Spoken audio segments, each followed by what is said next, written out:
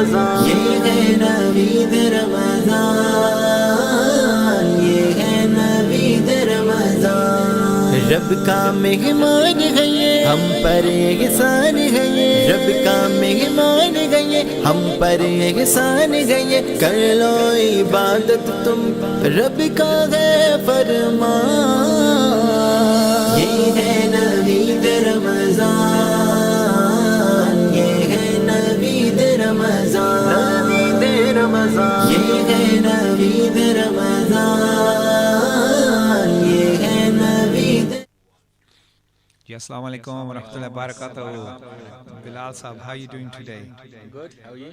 Alhamdulillah, alhamdulillah. You know, today you've got the limelight. Yeah, so I'm going to be... I'm sure that's a good thing. That's a good thing, alhamdulillah. You know, because the viewers, I think they should know a bit more about, you know, who you guys are. Okay, so I know the viewers haven't been seeing me. Yeah, I thought we'll keep it a little different. And there's reasons for that. Not that I'm a wanted man or anything. But yeah, there's good reasons for that. So it'll keep it a little interesting as well. So yesterday I was picking on Hafiz Umar. And today I'll be picking on you. And any questions which, you know, I on purpose ask questions which are going to be a little controversial, plus especially if your family and friends are listening in as well. But it's worth asking, just in case you don't say pass. Okay, first and foremost, right, did you really want to be born in the UK? I wasn't born in the UK. Oh, you were? Okay, that surprises a lot of people. Seriously, where were you born? In Pakistan. Serious? Okay. I came to the UK when I was 9. Okay, 9 years old. let's change it round. Do you wish to carry on living in the UK? Yeah, why not? Seriously? Oh, you wish to, Well, it depends why you're asking the like, question. would you From raise which your angle? would you raise your children in the UK from that angle? I prefer to raise my kids to a certain age in a different environment, and then for once they're at an age where I would say 12 or 13 or maybe 15, where they have some maturity, Bali, have been brought up in a certain environment, then yes, definitely want them to come and be educated and live here in the UK. I think the UK is probably from a in benefits perspective and taking care of society. You mean social security benefits? But essentially from a system perspective, healthcare and all of these things, it's probably one of the best countries to live in the world. Worldly wise, it's the best country to live in. Hafiz Umar Sahab has joined us. He's dressed very nice today. Alhamdulillah. So how are you doing? MashaAllah. Always some special Coming occasion. back from your own wedding today? No, he's allowed to have another honeymoon, innit? Yeah. And plus, you're now allowed to renew your wedding oaths. I went to my wife not too long ago, and I said, I heard on television that it's good to renew your wedding oaths. Yeah, and she said, not again. Anyway, so yeah, alhamdulillah. No, it's just it's my little one's birthday today. MashaAllah. Oh, subhanallah, doing some nari takbeers, eh? He's 3 today. MashaAllah, Mubarak. MashaAllah, MashaAllah. We're making dua that Hafiz Umar's children grow up to be good, stable Muslims who are benefit to the community. And we all make dua that Bilal Bhai also has children who are pious and good and beneficial to their parents and the community. MashaAllah, MashaAllah. Double duas there. And we also make dua for Hafiz We make dua for you as well. For me. You eventually get the courage to come on the camera. And also for me, you know, there's one important thing. One of our teachers. You haven't had any children yet. Haven't had any children yet. Okay, so here's the point. You know, listen. It's very confusing. So, okay. I see what you're saying. Yeah, okay. Well, there you go. Keeping all the views on sort of suspense here. Who's this guy off the camera, and you can't even work out his family. Why not make it He a has different kids. podcast? He doesn't have kids. What's going on? Where are they all? Anyway, so one of our teachers said that, you know, in the hadith where Rasul Sallallahu Alaihi Wasallam said that you leave behind children who make dua for you after you pass away, it doesn't necessarily mean your own children. It doesn't say that in the hadith. It could be children of the community. So, for example, Hafiz Umair's little one is like mine and your little one, Bilal, yeah, and we raise It them. could also as mean your students as well. Yeah, absolutely. Yeah, Yeah, definitely. because you have three children, as in you have three parents, isn't it? Your teacher, your father, and your father-in-law. Yeah. Yeah, absolutely. Your students as well. MashaAllah, MashaAllah. Hafiz Umair is here with us only for a short time, so I'm gonna actually, you know, Let's focus on I really wanted to focus on him a few other things. Finish off. Bilal Before we start. Bhai is blinking at me, or is there something in your eye? So okay, here's the thing. You know, when your little one grows up, honestly, really, forget what everybody else says, grandparents or anybody else on the line. What profession would you want him to do if you had the choice? If I had the choice. Yeah. What profession? Profession would be Islam. Yeah. An alim. Yeah. Okay, put it this way, worldly wise. Okay, worldly wise. Yeah. Because I would like him to be both on the dunya and the deen. Yeah. Okay. So, worldly wise, I've never thought of it, but if you were to just put on the plate for me, something, pharmacist or something. Something on the medical line. I knew there's going to be a doctor and an engineer, right? Doctor, engineer, or Can lawyer. I suggest something? I've got a suggestion. teacher of mine. He's not a Sunni, but he's a very learned person. Okay, he was not Sunni. Okay, but whenever he asked me a question a few months ago that actually shocked me, and I was like, okay. Oh right, I think I know. Okay, so he asked me, you know. I don't. So he asked me, he goes, where do you want to be in 5 years' time? Okay. And I was blown away from that question. Acha. So I do not know. I was just blown away. It's easier to ask where would you like to be in the akhirah, but to 5 years' time is very difficult. I understand why. Yeah. Because the akhirah, the thing is, the Prophet ﷺ has already told us. Yeah. He's already told us the hidden answer. Yeah. Okay. Yeah. Absolutely. For the dunya, it's gonna it's an occurring thing. Whatever comes in the way, you just have to take it. So go on there. Where would you like to be in 5 years' time? I think I was blown away. Yeah. I was actually blown away that. Have you come back to the earth now? Has gravity brought you back down? Go on. No, seriously. We have to think about these things. These are really serious. The teacher of mine, he said that majority of the students that go to university, linking them yesterday, they go to university, yet they don't know what to do after university. Yeah, they have their degrees and they choose a Do you career think other that's than also because the way the education system works, you're asking children who don't actually know what they want to do in life yet? They're not children, you shouldn't say children. Young adults who don't necessarily know at that point of time what they actually want to do in life to make a decision of what they want to study and essentially which direction to go in life. Yeah, I was like really confused, like I said yesterday, and I thought I might as well be an astronaut, leave it all behind. Now, for example, our brother Bilal here, you can see, he did, what was it? Is it chemical engineering? Yeah. And now, mashallah, he's the manager of Europe and Africa for a certain company. Mashallah, online business. Okay, mashallah, he's going pretty well. Okay, so you try to go down the route of something. What degree did you do at university? I did business management. Business management. My cousin, who did petroleum engineering, right, and at the moment he's a teacher. You know what I would suggest for your little one? This is just a suggestion. I've got 3 suggestions. Yeah.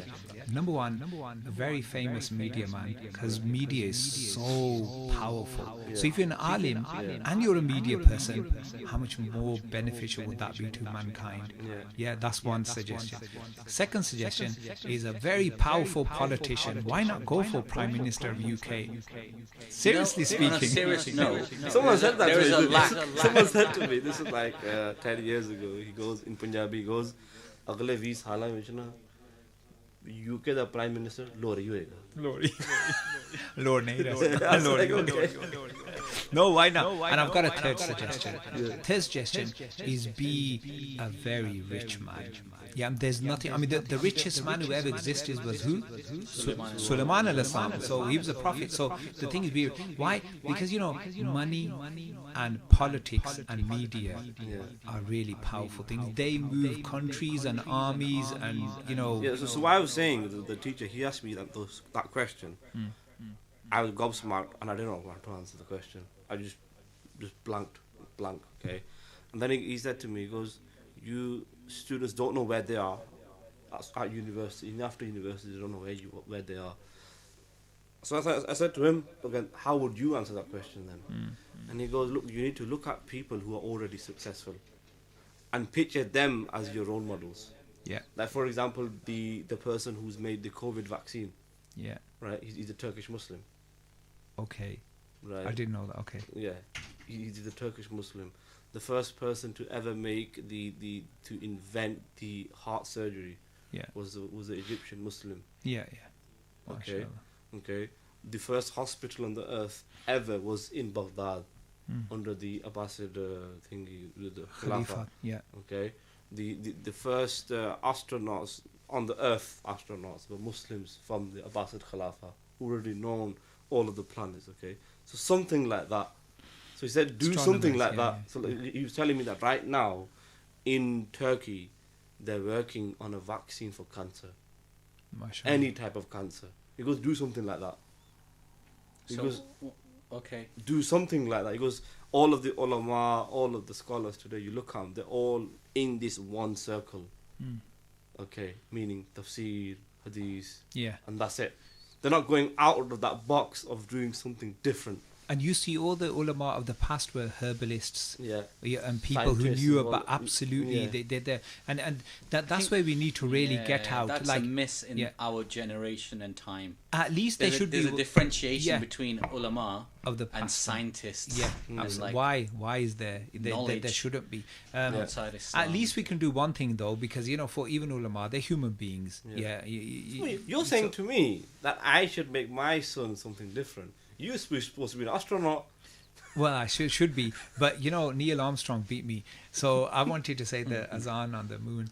But when you're young, you have like certain ideas. But I think the beautiful thing is that if we are able to, and this is like really important for all of the things that we're talking about, if we are really able to communicate with one another, seriously, there's problems in communication. Yeah. That's a field, and going back to your point on a couple of days ago, skill. Yeah. That they don't teach. They don't teach you how to communicate. Like personal skills. Right. Yeah. Like one thing which is I don't see it in our Muslim culture at all. Muslim culture is entrepreneur skills. Yeah. They don't really. The lack of. Right, and you could implement that as an imam. If a person was to be an imam and entrepreneur, imagine all the things that he could do in the masjid. Yeah. Well, I'll give you an idea. Yeah. You in a masjid all the time, pretty much. Yeah. You have a space in the masjid. Why don't you start your entrepreneurship right there? No, what I'm trying to say is those entrepreneurship skills that you've got, bring that to Islam, to your imamat role in the masjid. Okay, do something that's very unique that the normal masajid don't do. Okay, for example, help people medically. Okay, help people with other problems like mental problems, any other stuff like that. Entrepreneur skill that you got. Entrepreneur doesn't mean just business. It means like just being very unique, problem solving. Bringing that to the masjid. Okay, that will make the masjid very unique. Yeah, very unique. That's exactly the point, right? Going back to what we discussed a couple of days ago. Okay, like somebody just sent in Naveed bhai, come back. Okay, somebody just sent in how we're sounding on the mic. Yeah. ऐसे sound कर रहा है like to everyone, so you need to ठीक है Acha, okay. Right, okay. Yeah. So that's from family member. But going back to the point we were just discussing a couple of days ago, Yeah. entrepreneurship, Yeah. bringing it to the mosque doesn't necessarily mean starting your own business. in Yeah, the yeah, mosque. yeah, yeah. What it means is making the mosque more of a community center, Yeah. right? Yeah. And I think these are all again linked Yeah. to some of the discussions we've had in the past of to make more mosques community centers and a way for to engage the youth. The idea that we came up with was that those parents that are divorced, okay, the masajid should have a center in which those parents can do counseling, okay, or at least once a week where they have to bring the child to meet the other couple. Yeah, like a safe place. Yeah. Have that in the masajid. Yeah, and you can, the council absolutely. pays for it as well. Yeah. No, absolutely. You can have that. You can even have I mean, it depends how size of the mosque. But you can have a homeless place where homeless people can crash out as well. We've had that in Ardwick in Blessed Hub as well. Yeah. There's also. If you go down the list, you have a whole of social services department in the masjid, and why not? Why not have that? There's, somebody said open up a Lonely Hearts Club because there's so many people out there who are lonely and isolated, young and old. Especially in today's time. Yeah, people feel so in China, misunderstood. In China, there is this scheme, it's this job, okay, where people are applying to, and it's on the rise, where you get paid just to stay around with a person for the whole day. Yeah, we got that. We got that here as well. We've got that carers. The carers that we have. It doesn't necessarily mean that you cook and clean for them. Yeah. It just means that the government will pay you for being a carer for your own mum. No, for example, your dad. That's helping them. Yeah. For example, do shopping or. No, you don't even have to do that. They saying when I rang them up regarding this, because one of my friends, he said I'm a carer, and I said how does that work? He goes, I'm really confused about it. So I found out basically he's caring for his mum. And you just sit around with them. Yeah, just sit around, walk with them, talk with them. That's all it is. Yeah, and you get paid. Yeah, you get paid for it. In China, that's on the rise because over there, like we say, London is fast moving. China is multi fast moving country compared to the UK. Again, over there, people have got time for themselves. The thing is, China, people don't realize it's years ahead of the West when it comes to technological development. Yeah, like. Today we have a certain app for social media, we have a certain app for streaming, we have a certain app for email, a certain app for shopping.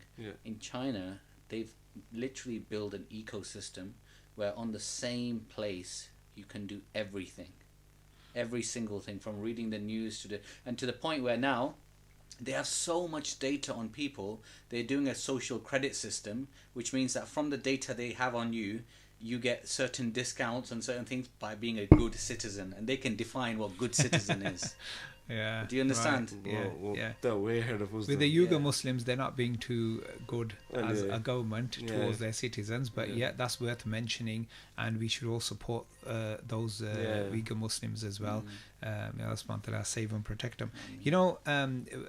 I was saying to Bilal before, now asking yourself now as well, is UK really the best place to live in and to raise your children in? Or is there somewhere better? Not you can say worldly wise, yes it is, but I mean religious wise. Or would you rather be somewhere else? If somewhere else, where?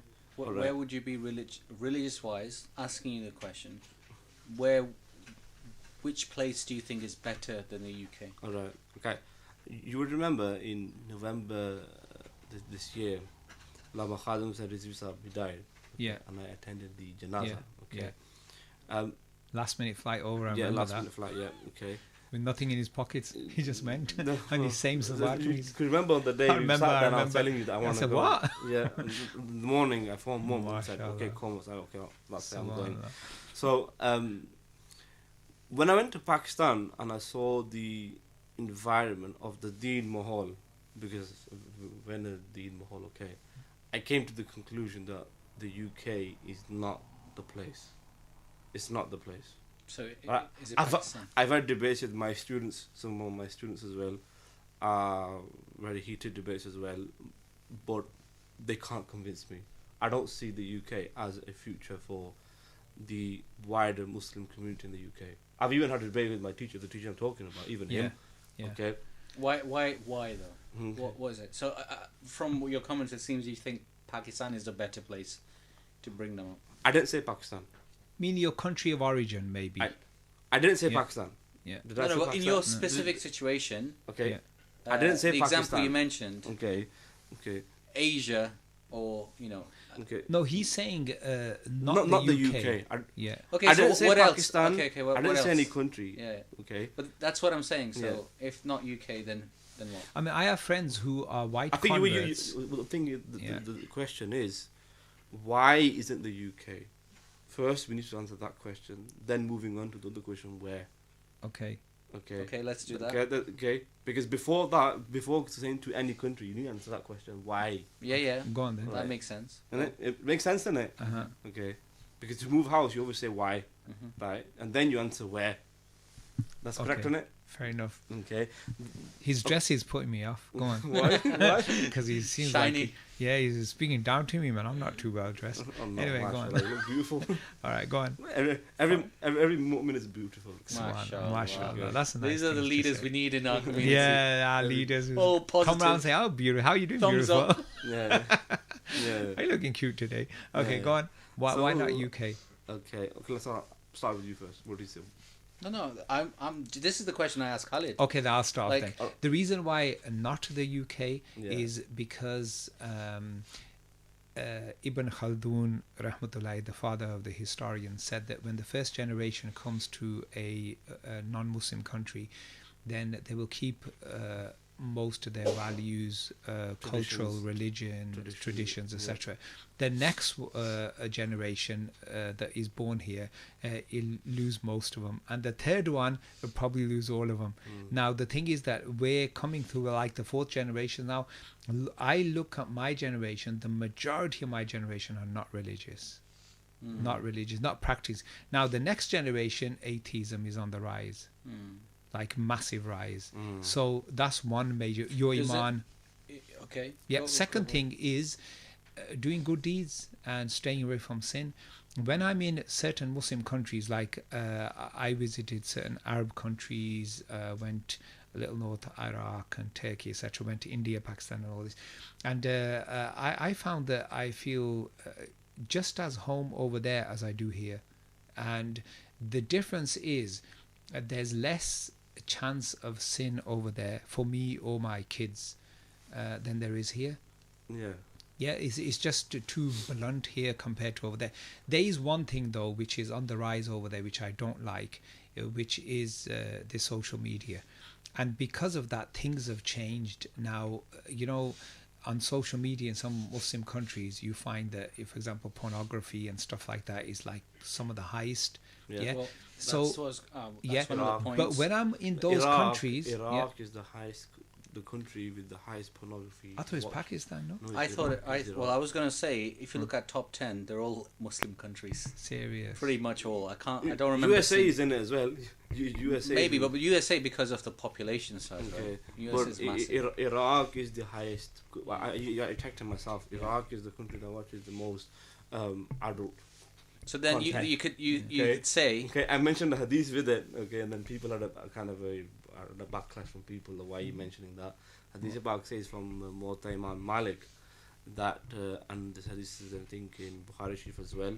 Okay, when behayai. Okay, how would you translate that into English? Like Behayai. immodesty or immodesty. Yeah, immodesty. When that is on the rise, Yeah. then you will see deaths more. Mm. Deaths more. People will die more. Uh-huh. Okay, and I said, look at Iraq, Yeah. and the answer's there for you. Yeah. Regardless of the political or the wars, put them all to one side, and you see it for yourself. The answer is playing right in front of you. What's happening? You know the way that people think these days. Whenever we're speaking about subjects like this, they're always looking for an easy way out. Yeah. And they're always looking for, like, for example, if we're beginning to talk a little serious on podcast today, usually we're sort of messing around and fun learning sort of thing, but we're going a bit serious. Okay, so some people would say, that's a boring podcast. Can't you talk about something interesting? The reason why they're saying that is because the kind of day and age and mind culture that we live in now, people like fun learning. Yeah, they do want benefit. There's the learning, but they do also want fun. And the reason for that is everybody wants a shortcut, a simple, quick solution.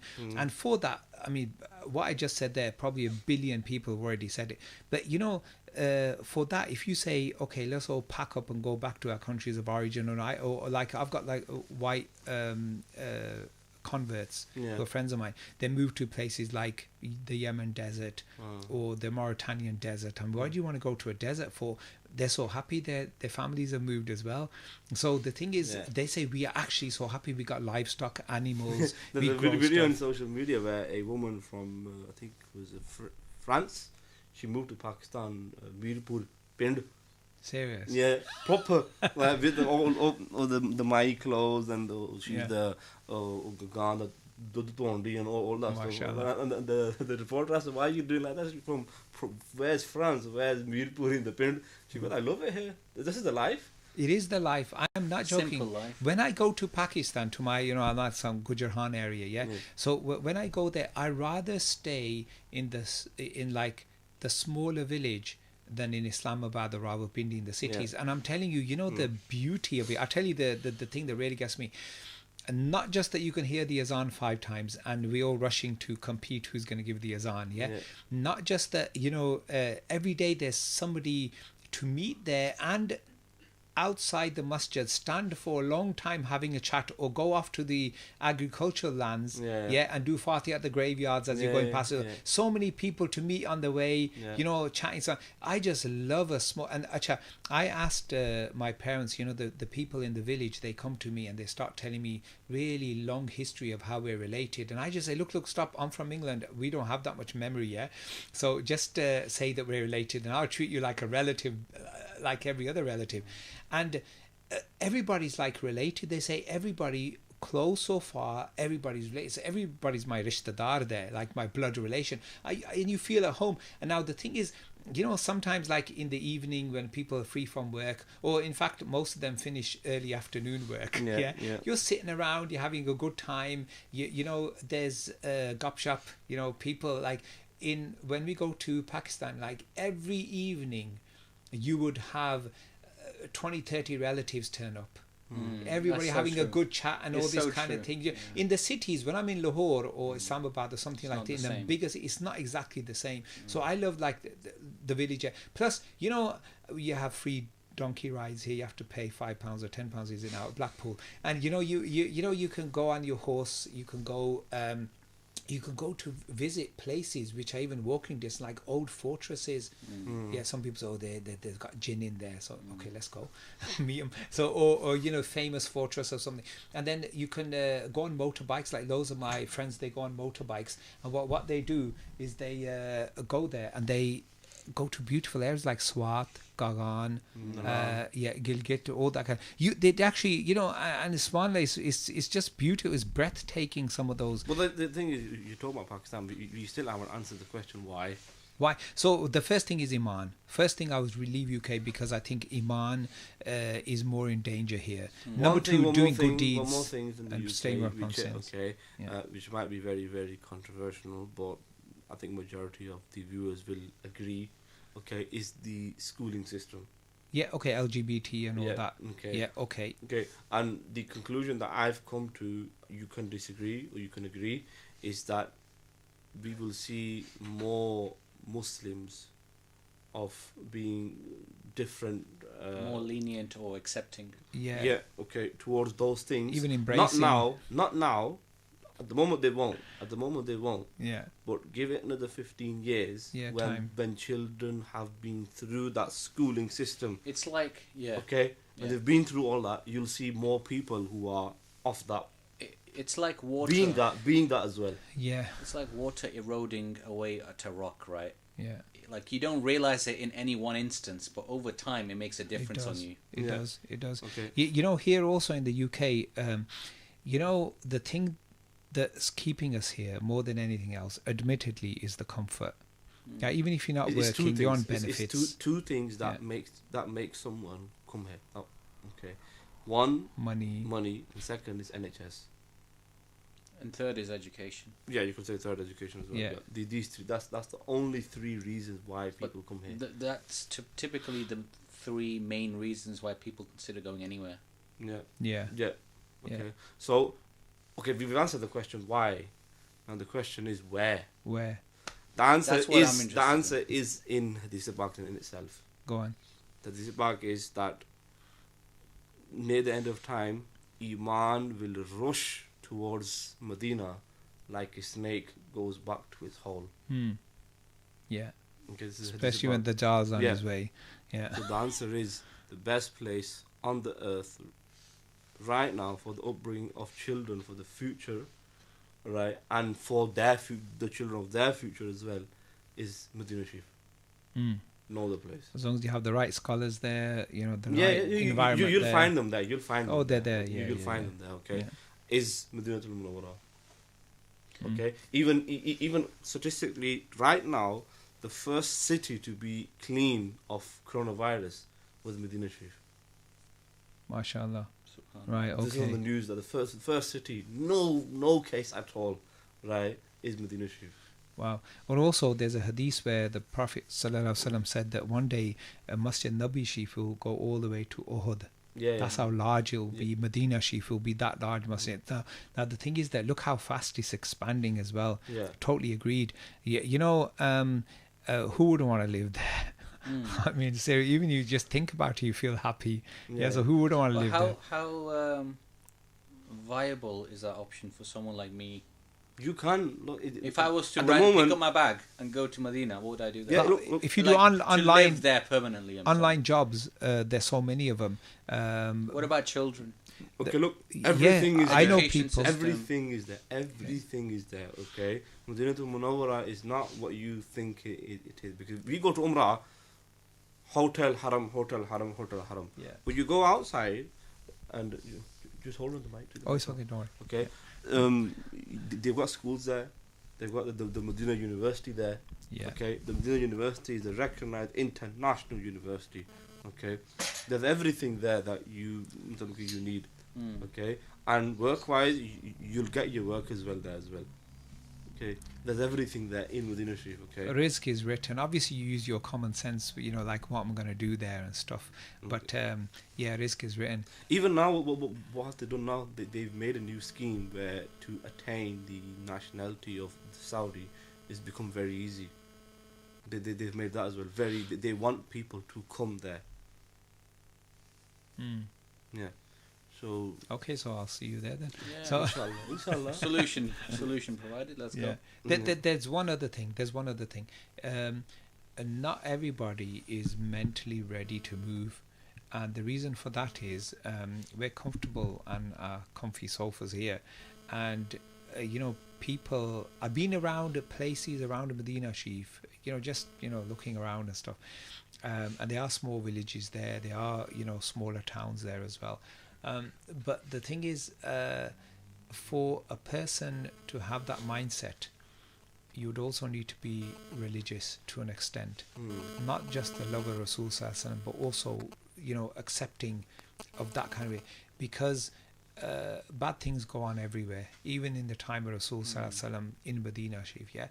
But yeah, definitely looking at the bigger picture, like I'm talking about Dajjal, the Antichrist, and the end of time, etc. Makkah, Medina Sharif, Al-Aqsa. Yeah. And number one, because the Rasul Sallallahu Alaihi Wasallam is there, he chose then the best of all creation, that he decided to stay in Medina Sharif. So obviously that's like number one.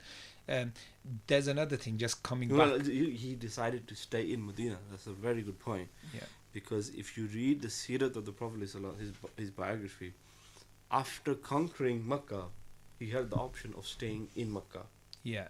And Qibla Walid Sahib, who's done the Seerah now, he's finished the biography. He said, if you look at Hadith very carefully, very, very carefully with a sharp eye, you'll understand that at the time of conquering Makkah, the Prophet ﷺ, he didn't go to his home. He was in Makkah, he had his home, the Khadija's home. Yeah. He was the owner of that home, but he didn't go there. He didn't stay in the house. He stayed in the tent in Haram, in the Mataf. Right? And he made the Sahaba stay outside of Makkah. Why is that? Because he didn't want them to have that second thought that if we've conquered Makkah, let's we stay in stay Makkah. here. Let's stay in Makkah. Yeah. Okay, mashallah. Yeah, that's a very If you look at this very sharply, you'll understand this is what's very happening. fine point. Yeah. Definitely. Yeah. Meaning the Prophet ﷺ love for Medina was more than Makkah. Okay, he had that love for Medina there, and he wanted the Sahaba to stay there. So if he, like you said, a good point, that he chose Medina, there's a reason behind that. Yeah. So if he chose, then the best place should be Medina. Sure. And then there's another hadith that proves it, that my Sahaba will leave Medina and go to preach the deen. But yet, for them, the better option will be Medina. Yeah. Yeah. Subhanallah. So that's the solution for religious-minded people who are going to be openly willing to accept that as a solution. Yeah. Now, in the UK, as you're mentioning, third, fourth generation, they're already to the point where they don't want to leave. They like the comfort. And there's a solution for them as well. What's the solution for and them? now, for this was religion, but for that was what I'm going to Tarbiyah? suggest now. I suppose Tarbiyah is a little high for them. It's like enjoyment, yeah. And I've been asking youngsters things like this. You know, now we have projects of creating Muslim villages in the UK. Yeah, there's a number of Now, so the thing is that when you suggest that to the youngsters, I've spoken to loads, they love it. Seriously, I'm going to have a horse.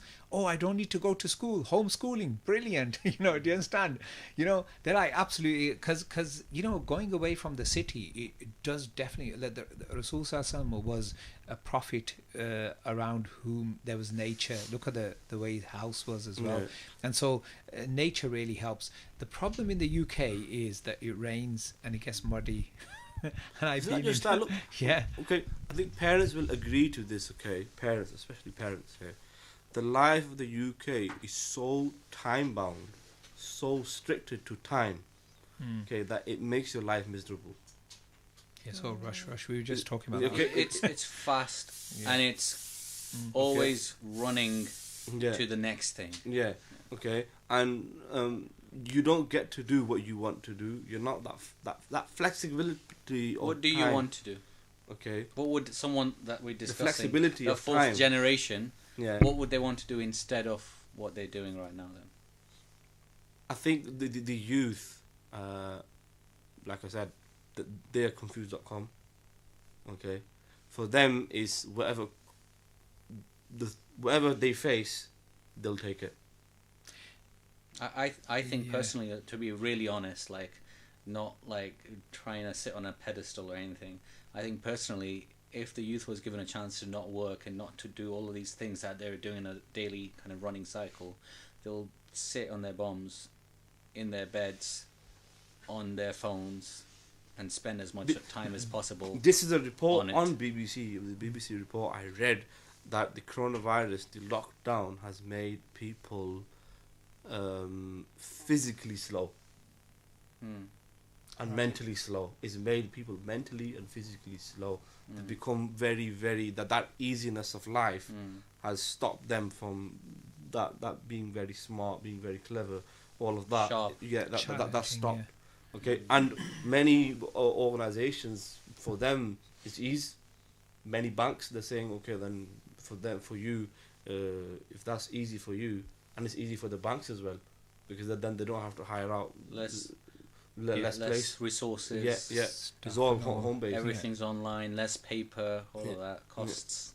Okay. You know, I think looking into the future, technology is growing. Things are being made easy for us. You know, before we never had dishwashers or we never had all these microwaves and stuff.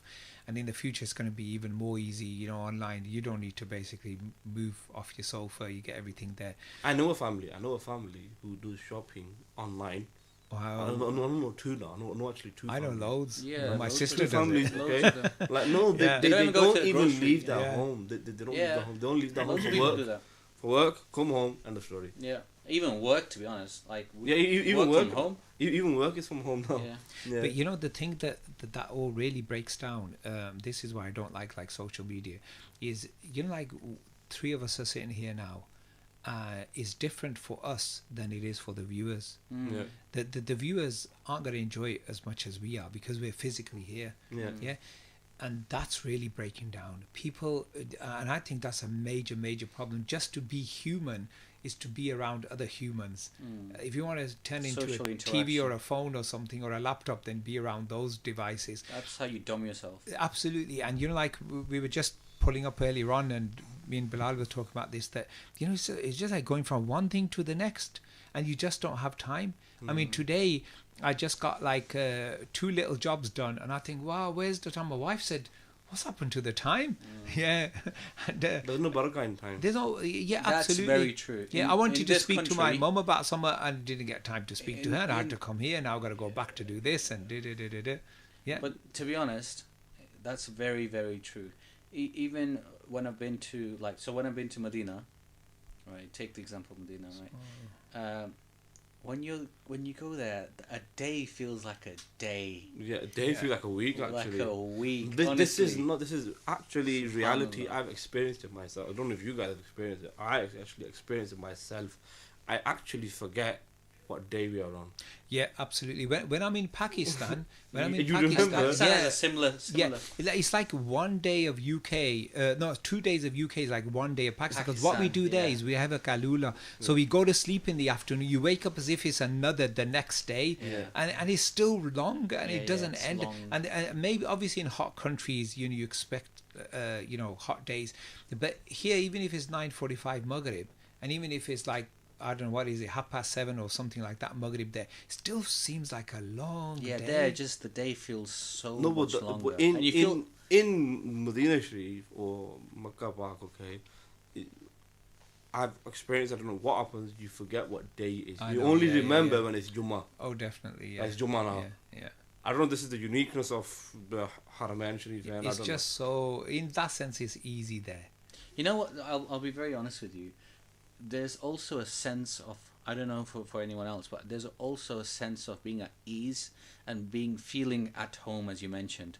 When I'm in Medina, I literally walk around like it's my place. You were born there. Like, Yeah. like I this always- is my town. I was Yeah. always Like, there. you understand? Yeah. Like, subhanallah. honestly, Not there's a afraid of happiness anything. inside. Yeah. No. You just feel like you're not afraid of anything. Here, if I'm going to go out in the evening, I will think many times, is it worth me going out? Oh, it's the evening, there's going to be people. Like, do you understand? Like, so many questions. And I although I've lived here all my life, and, I love Manchester and all of these things, but there's a sense of ease, comfort, happiness when I'm in Medina. And that's just something I've noticed. Like, even if I'm going literally out for a walk or to go get food, I feel so happy.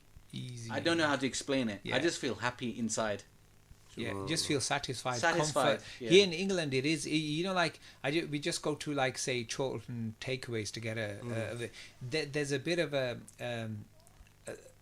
how shall I put it? I'm going to go a bit deep now. A little irritation over there. Even if But then it's you don't- a big crowd, you don't feel irritation, Yeah. like people on the way and all that. You just feel so easy. I mean, why is that? But think of we are talking in relation to us going to Umrah or Hajj. We are already on ease because we're on a holiday. Yeah. And on a holiday, you always feel at ease, regardless if it's the journey is for 20 hours. Especially the women there, they don't have to cook or clean. You always take out. Okay. So, I love it. but the question is, for those people who are working there, who actually live there, what is life for them? When I got to know I know a Qari Sahib in Medina Sharif, he's been there for 40 years now, yeah? He's just he talks easy, he's got all the time in the world to chat to you, and, as if he's got nothing else to do. And I think, what, that is so good. So that, here's the beautiful thing. We have a relative, not a relative, he's like a family member. Okay, he was the student of my grandfather. He used to do langar at Dada Sahab. Gotcha. Okay. And then Karam hoya that he moved to Medina Sharif. Okay. Then he started doing langar in Medina Sharif now. And he gives langar every single day after I think Maghrib namaz outside the Haram. I think I ate his langar. Yeah. Oh yeah, did you go with the Zubair? No, not with them lot, but near Jannat al-Baqi, is it? Yeah, on the side. Gate number 34, 35. Okay, Waqar, his name is, okay.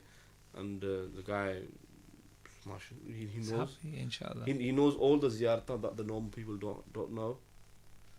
For example, the garden just next to Haram, in which there is the footprint of the camel of the Prophet ﷺ.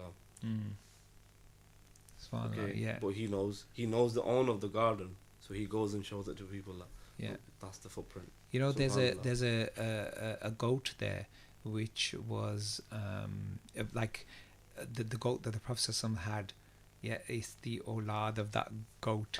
Yeah. Oh, wow. So there's a Buzurg who actually has that. You know, we talk about the tree in Jordan, which is a Sahabi, a Sahabi goat. Yeah, they're not Sahabi in that sense, but meaning the lineage. Same lineage. Yeah. Now the thing is that all makes us feel really good, but that's obviously because perhaps we lived in a religious environment. But you know what it does? It revives our iman. Yeah, it does. It makes us testify. Okay, you know what? Islam is the true religion. It proves that point. Islam is the true religion. So I think Islam really is, instead of looking at it as a religion, people see religion in a different meaning for different people, right? It's more of a way of life, Islam, right? And the other thing is, for example, in Makkah Sharif, okay, that there is the museum. Have you been to the museum? Yeah. In the museum, they've got some parts of the pillar of the Kaabatullah Sharif from the time of Abdullah bin Zubair when he was killed in the Kaaba. Right. They've still got some parts of that pillar. Okay. And when you look at that, you're like, subhanallah, you know what? That's revived my iman there. Just there and then. You know, one thing which I really wish about, I was just pointing this in now. I was looking at a video on YouTube where how Makkah Sharif was at the time of Rasul Sallallahu. Oh, those videos. And you know what? You just want to go inside that video. You want to walk around the street, and they do it in such a way as if you're walking in the street. Yeah. There's the rain video as well. There's a rain video. Is there rain? I didn't see that one. There's rain and there's water. But it was like so, like the houses and the cattle, and then you go into the precinct of the Kaaba Sharif, etc. And it's like takes you back there. And you know, like me, since I was a child, you know, seriously speaking, it's not only the barakat or the holiness of the place or the time, but it's also the holiness of your mind. If your mind is I don't know a better word than holy, meaning that I felt that, you know, when I was reading the Seerah of Rasul Sallallahu when I was young, I was like crying and I was like there and I wouldn't put it down. I locked myself on, remember, in the front room when I was living in Birmingham, and I wouldn't want to come out. I said, why are you coming out to eat? I said, Mom, I'm coming. And I did, as if I was actually living it. I mean, I was a kid there and it was a baby book, but you know, the way I even forgot what the book was when I grew up there, but I actually, as if I was living it and I was there. So, you know, this like, for example, I did English literature. And when you read people like, I don't know, Thomas Hardy, and it's very descriptive, as if you're actually there at that moment in time. And because your imagination is playing. Yeah. Now, the thing is that if you imagination sort of holy in that kind of way, then what it is even if you're in Britain, here's something which I'm going to come around and say, even if you're in Britain, like Rabiul Awwal Sharif is coming up, or here's Ramzan Sharif, you can still feel it. It's the planet is the land of Allah. You still feel it. Obviously, in certain places, you feel more like if you do Tilawat-e-Quran like Hafiz Sahib does in Ramzan Sharif, isn't it different to when you do it outside of Ramzan Sharif? It's more difficult to do outside Ramadan. Yeah, absolutely. You know, the feeling and the spiritual and the, you know, there's some flow there. Yeah. Okay. So you feel extra happy. Like non-Muslims were asking me, like, you know. There's not one thing. I know some people who've been to the area of the, you know, Mabad. You ever heard the waqia when the Siddiq and the Prophet when they migrated to Medina and they needed something to drink. Yeah. And the woman, she saw the Prophet and the Prophet said that, you know, have you got anything to drink? Yeah. She said no. She said, you know, we've got a bakri, we've got a sheep, but she's old, right? And the Prophet ﷺ said, okay, if you give me the permission, I'll take milk from it. Okay, that Ma'bad, she named the Prophet ﷺ. She didn't know the name of the Prophet ﷺ. She called him Mubarak. Subhanallah. Mubarak, that Mubarak came today. Right? People have been to that village. Subhanallah. To that village. Subhanallah. What a place. You know, like if you're going to places, you know, sometimes, you know, when we were younger, sometimes we used to think, I wish we had a time machine and we could go back to that era of the Sahaba and all this kind of thing. When honestly, one thing I would say to that is, do you really want that? Because if you were in the time of Sahaba, how many people were actually accepting Islam at that time? And more difficult. And so one of our Ustadji said in reply exactly what you're saying there. Said, you know what, you think it was easy? That was the beginning of Islam there. And would you be part of the team that would be accepting or rejecting or doubtful? Who would you be? Like living in Britain now. No, but you could be more specific with that. Yeah, the time of Madinah Sharif, when the Prophet was in Madinah Sharif. Just go to that time. Yeah, okay, go to that. No, absolutely. Yes, that answers the question. There's certain areas in your life like Sheikh Abdul Qadir You know, I actually or read Imam this Ghazali on the Daily Guardian, and they're actually working on it. Scientists are actually working on it. That according to your past thoughts that you have, they're working on this technology where they will actually bring it up in the screen. Wherever your thoughts are. You know, right, your previous thoughts from like years and years and years that you've actually experienced, okay, they'll actually bring that onto the screen for you. I think we're working on that right now. Very beginning stages though, because recently they've got I think a chimpanzee or a monkey to be able to play a game with its mind. Essentially, there's a sensor or some sort of chip in the mind which looks or monitors signals. And the monkey was able to play a game where this little thing goes up and down using the brain itself. And so, you know, we're at the very beginning stages of something like that happening. But it's not it's not as imaginative as we would have considered it maybe 10 years ago or 20 years ago. Planet of the Apes. But I'm just saying they're working on it. Yeah. So, could they work it on the Seerah as well? Yeah, it's an option. I don't know. Okay. We have to see how. Okay. Really is. This is not for the views. Our opinion is. I'm just saying it could be. But going back to imagining how the Prophet ﷺ looks like. I mean, you're guessing into some ground where. I know, but I'm just saying. If you had a dream of Rasul ﷺ, and then you had a dream, So imagine if they could put dreams into reality. Okay, where are we going with this podcast today? You know what? Are we talking technology today? I don't know. You know the thing is that I'm not joking with you guys. I'm so tired today. I'm just going with the flow. You're just tired today. I'm tired. It's not every day. You know what it is? I'll tell you what it is. It's actually the love of the Prophet ﷺ that we actually want to be with him. Yeah. That we're saying we're coming up with all these comments, okay? And the reality is, and the views, okay? We're just picturing how he would be, what he did, and we actually just want to be with him. That's what the thing is. Well, take care of an orphan, and inshallah. Yeah, you'll be with him. You will be with him. Yeah. Okay. Here's something really important when we and this is one of the things that people begin to. 15 minutes, it's been 45 minutes. I know. I was thinking that. It's okay now. You're sitting now. Stay there now. So you know, being with the Prophet ﷺ or being with Allah Subhanahu wa Taala. Being with Allah is with the Prophet. I knew a lot of people say that, but there's a difference. What do you mean? There's an incomparable, massive difference. Think about this now. Now, some people who are, and this was a discussion. I was in that discussion when this happened. I was listening to these teams, and they said, is there a difference between the love of Allah or to be with Allah and the love and to be with the Rasul Sallallahu Alaihi Wasallam? One person said, there's no difference. The other one said, what are you talking about? You can't compare Allah and His creation. There is definitely difference. Yeah? So the thing is that, why do you say if we're with Allah, we would be with all the company that Allah loves? Yeah? Or if we're with the Rasul Sallallahu Alaihi Wasallam, we would be with Allah. It makes sense that way. Yeah, that was just to stop the argument. Okay, look, the answer to that is in our at-tahiyyat. In our at-tahiyyat, we read about at-tahiyyat. What do we say? Assalamu alayka ayyuhan nabiyyu rahmatullahi wa barakatuhu.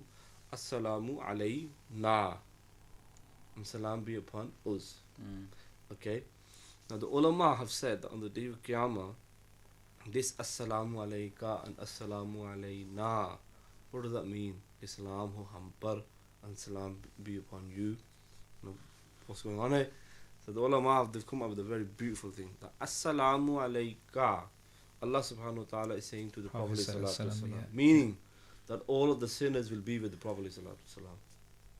Assalamu alayka, meaning you and all of those sinners. Assalamu alayna, all of the neck and pious people, they will be with Allah subhanahu wa ta'ala. And Hadith Pak said on the day of Qiyamah, even the pious people will be saying to the sinners, give us some sins so that we can attain the intercession of the Prophet sallallahu alaihi wasallam. You go through that procedure. So you see, you know that we don't want to go too dangerous. So let's pull back right now, because otherwise we will go down this rabbit hole. Going back to the fact what we were discussing, so we have a solution for religious-minded people. Oh, right, okay, what was the solution? No, the reason, what is the solution? No. Backtracking. What is the solution? We're trying to provide solutions, right? I know, I'm sure you do. Yeah. But what is the solution? I'm loving this podcast today. For people. I'm loving the podcast today. You're not in the podcast. No, I'm loving it. Yeah, you're loving it. You love it every day. That's because you got a nice dress on. We put you right in the middle there. You got all the attention. And we're letting you over talk. No, it's not. Because I'm so tired. What's the solution? Open question. To people, third, fourth generation in this country that are not ready to move to Medina, and they're not so religious minded either. I think we said it at the end of, was it yesterday's podcast? Well, the problem is you've already said that the UK is not the solution. No. They don't want to move. They don't want to. Why would they want to? Okay. They don't want to migrate, basically. No, they're not religious minded, and they love the comfort. They don't see any reason to move. So you're saying, what's the solution for them? If they're not religious minded, okay, and they don't want to move, at the moment they're not. But yeah. So what do they want then? I would say at least keep your iman. So what do they want? Even if you sin, they want to stay here. Even if your sin, they just want to stay here. Yeah, because they like the comfort. Why would they want to move to somewhere else? Okay, so they don't want to move, and they don't want to be. Oh, sorry, so you're saying they don't want to move, all right, and they don't want to become religious as well at the same time. No, I'm not saying they don't want to become religious. Well, yeah. But the point I'm making is they don't want to move because they're happy here, and two, currently they are not religious minded. Okay. What's the solution for that? We're talking about like the main point of this, the basic point of this is because here there's easier to sin. Yeah. So the answer is keep your iman even if you sin. Meaning even if you sin, yeah, at least stay Muslim. I think the answer is basically keep your environment correct. But they don't want to do that. They're not religious minded. They're not interested in keeping the right environment. Regardless if they're not religious, at least they can be around the religious people. They don't want to do that. They don't want to be around. They actually purposely don't want to be around because then they will feel almost like being looked down upon. All these negative things. They want to do everything haram and sinful under the sun. Yeah. So what do you say to them? At least don't go out of Islam. Yeah. Don't deny the kalama. That's it. Because when I'm at university, and some of these universities I'm speaking to youngsters, they get up to all the worst stuff, and they say, "Are we still Muslim?" And I go, "Do you still feel you're Muslim?" Go, "Yeah." I said, "Well, you are a Muslim. Yeah. If you whatever brings you into Islam will take you out from the same door, and it's the kalama sharif. Yeah, at least stay Muslim." That's the important bit, because it's so hard to stay away from sin. Okay, viewers, inshallah, we're going to end now. I hope you've liked the podcast. It's been off track, but still, inshallah. No, today was like lazy day, man. Anyway, they inshallah, we'll see you tomorrow. And anything we've said wrong or we've hurt your feelings, then we're sorry about it. Or we got you bored. Yeah, inshallah. Yeah. So please stay tuned. Inshallah, Qari Javed just arrived. Inshallah, the Tilawat will start. And inshallah, we'll see you tomorrow, same time, same place. Inshallah. And we're going to have new people coming in as well. Okay. Assalamu alaikum wa rahmatullah. ये है नवीद रमज़ान, ये है नवीद रमज़ान, नवीद रमज़ान, ये है نوید رمضان، یہ ہے نوید رمضان، رب کا مہمان ہے یہ، ہم پر احسان ہے یہ، رب کا مہمان ہے یہ، ہم پر احسان ہے یہ، کر لو عبادت تم، رب کا ہے فرمان، یہ ہے نوید رمضان، یہ ہے نوید رمضان، نوید رمضان، یہ ہے نوید رمضان، یہ ہے نوید رمضان، یہ ہے نوید رمضان،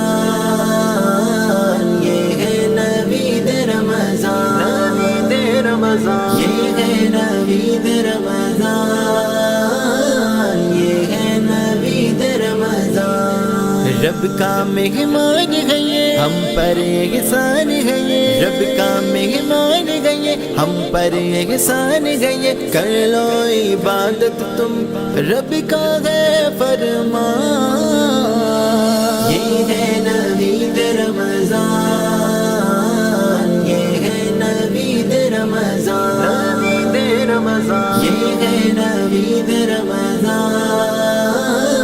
یہ ہے نوید رمضان،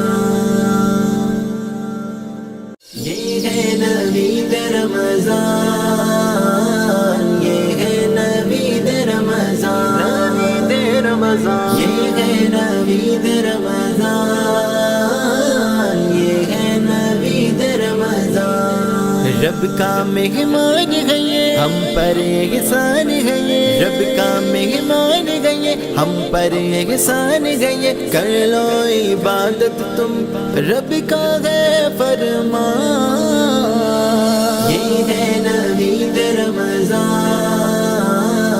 یہ ہے نوید رمضان، نوید رمضان، یہ ہے نوید رمضان۔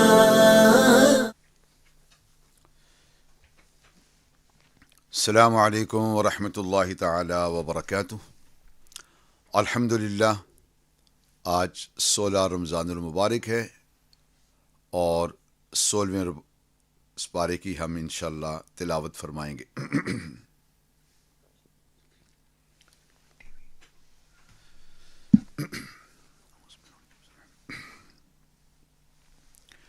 اعوذ باللہ من الشیطان الرجیم، بسم اللہ الرحمن الرحیم۔ الحمد لله رب العالمين الرحمن الرحيم مالك يوم الدين إياك نعبد وإياك نستعين اهدنا الصراط المستقيم صراط الذين أنعمت عليهم غير المغضوب عليهم ولا الضالين.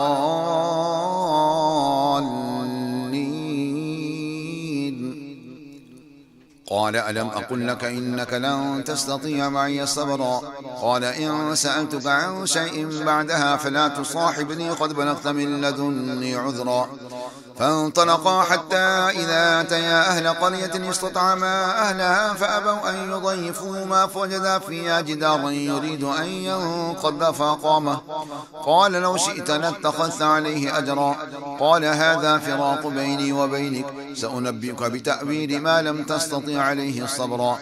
أما السفينة فكانت لمساكين يعملون في البحر فأردت أن أعيبها وكان وراءهم ملك يأخذ كل سفينة غصبا. وأما الغلام فكان أبواه مؤمنين فخشينا أن يرهقهما طغيانا وكفرا فأردنا أن يبدلكما ربهما خيرا منه زكاة وأقرب رحما. وأما الجدار فكان لغلامين يتيمين في المدينة وكان تحته كنز لهما وكان أبوهما صالحا فأراد ربك أن يبلغا أشدهما ويستخرجا كنزهما رحمة من ربك وما فعلته عن أمري ذلك تأويل ما لم تستطع عليه صبرا. ويسألونك عن ذي القرنين قل سأتلو عليكم منه ذكرا. إنا مكنا له في الأرض وآتيناه من كل شيء سببا فأتبع سببا حتى إذا بلغ مغرب الشمس وجدها تغرب في عين حمية وجد عندها قوما قلنا يا ذا القرنين إما أن تعذب وإما أن تتخذ فيهم حسنا قال أما من ظلم فسوف نعذبه ثم يرد إلى ربه فيعذبه عذابا نكرا وأما من آمن وعمل صالحا فله جزاء الحسنى وسنقول له من أمرنا يسرا ثم أتبع سببا حتى إذا بلغ مطلع الشمس وجدها تطلع على قوم لم نجعل لهم من دونها سترا كذلك وقد أحطنا بما لديه خبرا ثم أتبع سببا حتى إذا بلغ بين السدين وجد من دونهما قوما لا يكادون يفقهون قولا قلنا يا ذا القرنين إن يأجوج ومأجوج قالوا يا ذا القرنين إن يأجوج ومأجوج مفسدون في الأرض فهل نجعل لك خرجا على أن تجعل بيننا وبينهم سدا قال ما مكنني فيه ربي خير فأعينوني بقوة أجعل بينكم وبينهم ردما آتوني زبر الحديد حتى إذا سابا بين الصدفين قال انفخوا حتى إذا جعله نارا قال آتوني أفرغ عليه قطرا فما استطاعوا أن يظهروه وما استطاعوا له نقبا قال هذا رحمة من ربي فإذا جاء وعد ربي جعله دكا وكان وعد ربي حقا وتركنا بعضهم يومئذ يموج في بعض ونفخ في الصور فجمعناهم جمعا وعرضنا جهنم يومئذ للكافرين عرضا الذين كانت أعينهم في غطاء عن ذكري وكانوا لا يستطيعون سمعا أفحسب الذين كفروا أن يتخذوا عبادي من دوني أولياء إنا أعتدنا جهنم للكافرين نزلا قل هل ننبئكم بالأخسرين أعمالا الذين ضل سعيهم في الحياة الدنيا وهم يحسبون أنهم يحسنون صنعا أولئك الذين كفروا بآيات ربهم ولقائه فحبطت أعمالهم فلا نقيم لهم يوم القيامة وزنا ذلك جزاؤهم جهنم بما كفروا واتخذوا آياتي ورسلي هزوا إن الذين آمنوا وعملوا الصالحات كانت لهم جنات الفردوس نزلا خالدين فيها لا يبغون عنها حوالا قل لو كان البحر مدادا لكلمات ربي لنفد البحر قبل أن تنفذ كلمات ربي ولو جئنا بمثله مددا قل إنما أنا بشر مثلكم يوحى إلي أنما إلهكم إله واحد فمن كان يرجو لقاء ربه فليعمل عملا صالحا ولا يشرك بعبادة ربه أحدا بسم الله الرحمن الرحيم كاف ها يا عين صاد ذكر رحمة ربك عبده زكريا إذ نادى ربه نداء خفيا قال رب إني وهن العظم مني واستعد الرأس شيبا ولم أكن بدعائك رب شقيا وإني خفت الموالي من ورائي وكانت امرتي عاقرا فهب لي من لدنك وليا يرثني ويرث من آل يعقوب واجعله رب رضيا يا زكريا إنا نبشرك بغلام اسمه يحيى لم نجعل له من قبل سميا قال رب أنا يكون لي غلام وكانت امراتي عاقرا وقد بلغت من الكبر عتيا قال كذلك قال ربك هو علي هين وقد خلقتك من قبل ولم تك شيئا قال رب اجعل لي آية قال آيتك ألا تكلم الناس 3 ليال سويا فخرج على قومه من المحراب فأوحى إليهم أن سبحوا وسبحوا بكرة وعشيا يا يحيى خذ الكتاب بقوة وآتيناه الحكم صبيا وحنانا من لدنا وزكاة وكان تقيا وبرا بوالديه ولم يكن جبارا عصيا وسلام عليه يوم ولد ويوم يموت ويوم يبعث حيا واذكر في الكتاب مريم إذ انتبذت من أهلها مكانا شرقيا فاتخذت من دونهم حجابا فأرسلنا إليها روحنا فتمثل لها بشرا سويا قالت إني أعوذ بالرحمن منك إن كنت تقيا قال إنما أنا رسول ربك لأهب لك غلاما زكيا قالت أنى يكون لي غلام ولم يمسسني بشر ولم أك بغيا قال كذلك قال ربك هو علي هين ولنجعله آية للناس ورحمة منا وكان أمرا مقضيا فحملته فانتبذت به مكانا قصيا فأجاءها المخاض إلى جذع النخلة قالت يا ليتني مت قبل هذا وكنت نسيا منسيا فناداها من تحتها ألا تحزني قد جعل ربك تحتك سريا وهزي إليك بجذع النخلة تساقط عليك رطبا جنيا فكلي واشربي وقري عينا فإما ترين من البشر أحدا فقولي إني نذرت للرحمن صوما فلن أكلم اليوم إنسيا فأتت به قومها تحمله قالوا يا مريم لقد جئت شيئا فريا يا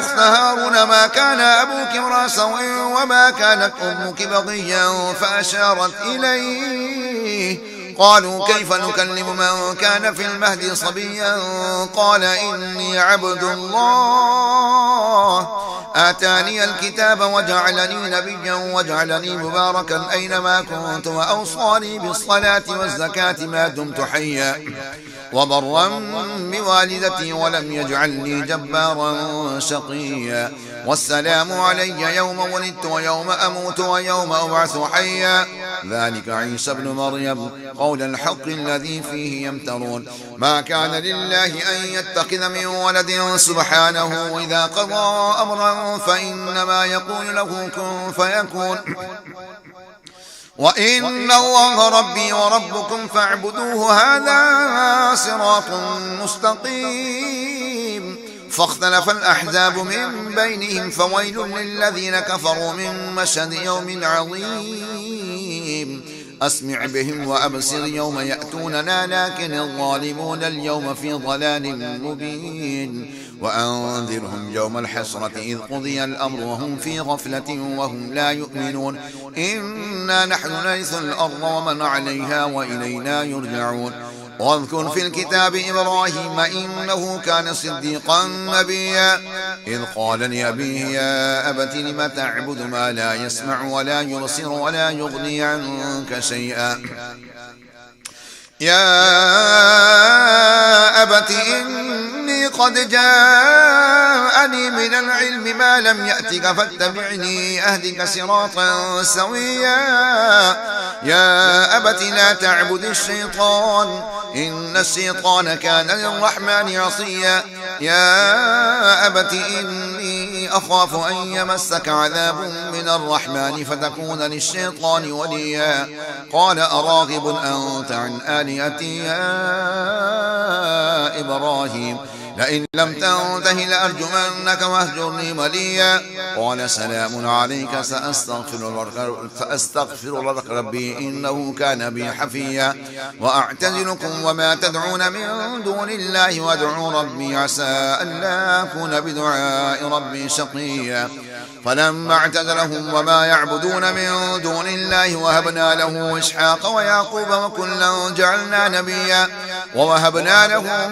من رحمتنا وجعلنا لهم لسان صدق عليا واذكر في الكتاب موسى إنه كان مخلصا وكان رسولا نبيا وناديناه من جانب الطور الأيمن وقربناه نجيا ووهبنا له من رحمتنا أخاه هارون نبيا واذكر في الكتاب إسماعيل إنه كان صادق الوعد وكان رسولا نبيا وكان يأمر أهله بالصلاة والزكاة وكان عند ربه مرضيا واذكر في الكتاب إدريس إنه كان صديقا نبيا ورفعناه مكانا عليا أولئك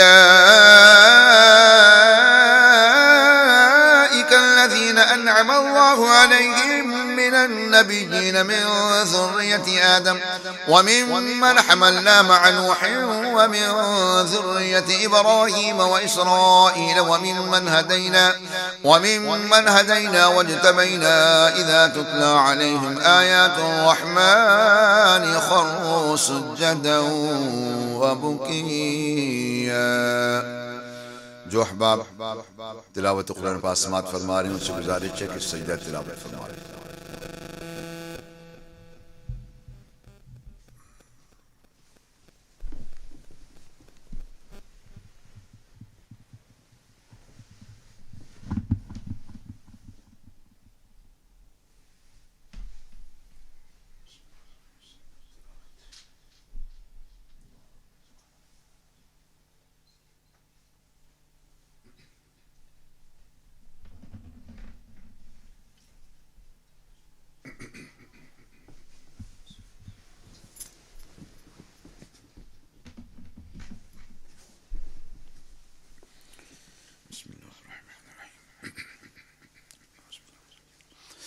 فخلف من بعدهم خلف أضاعوا الصلاة واتبعوا الشهوات فسوف يلقون غيا إلا من تاب وآمن وعمل عملا صالحا فأولئك يدخلون الجنة ولا يظلمون شيئا. جنات عدن التي وعد الرحمن عباده بالغيب إنه كان وعده مأتيا لا يسمعون فيها لغوا إلا سلاما وله رزقهم فيها بكرة وعشيا. تلك الجنة التي نورث من عبادنا من كان تقيا وما نتنزل إلا بأمر ربك له ما بين أيدينا وما خلفنا وما بين ذلك وما كان ربك نسيا. رب السماوات والأرض وما بينهما فاعبده واصطبر لعبادته هل تعلم له سميا. ويقول الإنسان وإذا ما مت لسوف أخرج حيا أولا يذكر الإنسان أنا خلقناه من قبل ولم يك شيئا. فوربك لنحشرنه والشياطين ثم لنحضرنهم حول جهنم جثيا ثم لننزعن من كل شيعة أيهم أشد على الرحمن عتيا ثم لنحن أعلم بالذين هم أولى بها صليا وإن منكم إلا واردها كان على ربك حتما مقضيا. ثم ننجي الذين اتقوا ونذر الظالمين فيها جثيا. وإذا تتلى عليهم آياتنا بينات قال الذين كفروا للذين آمنوا أي الفريقين خير مقاما وأحسن نديا. وكم أهلكنا قبلهم من قرن هم أحسن أثاثا ورئيا. قل من كان في الضلالة فليمدد له الرحمن مدا حتى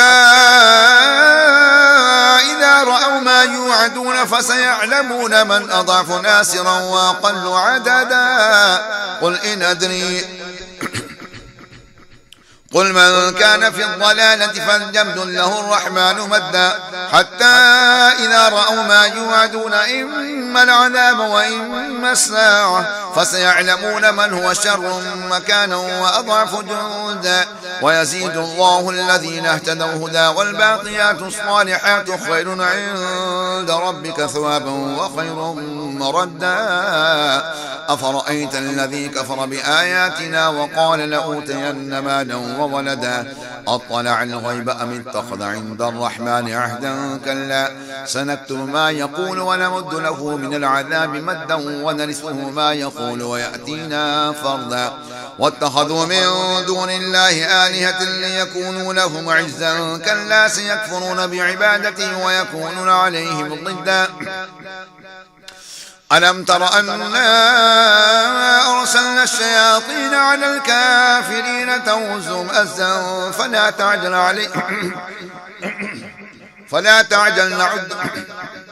فلا تعجل عليهم إنما نعد لهم عدا يوم نحشر المتقين إلى الرحمن وفدا ونسوق المجرمين إلى جهنم وردا لا يملكون الشفاعة إلا من اتخذ عند الرحمن عهدا وقالوا اتخذ الرحمن ولدا لقد جئتم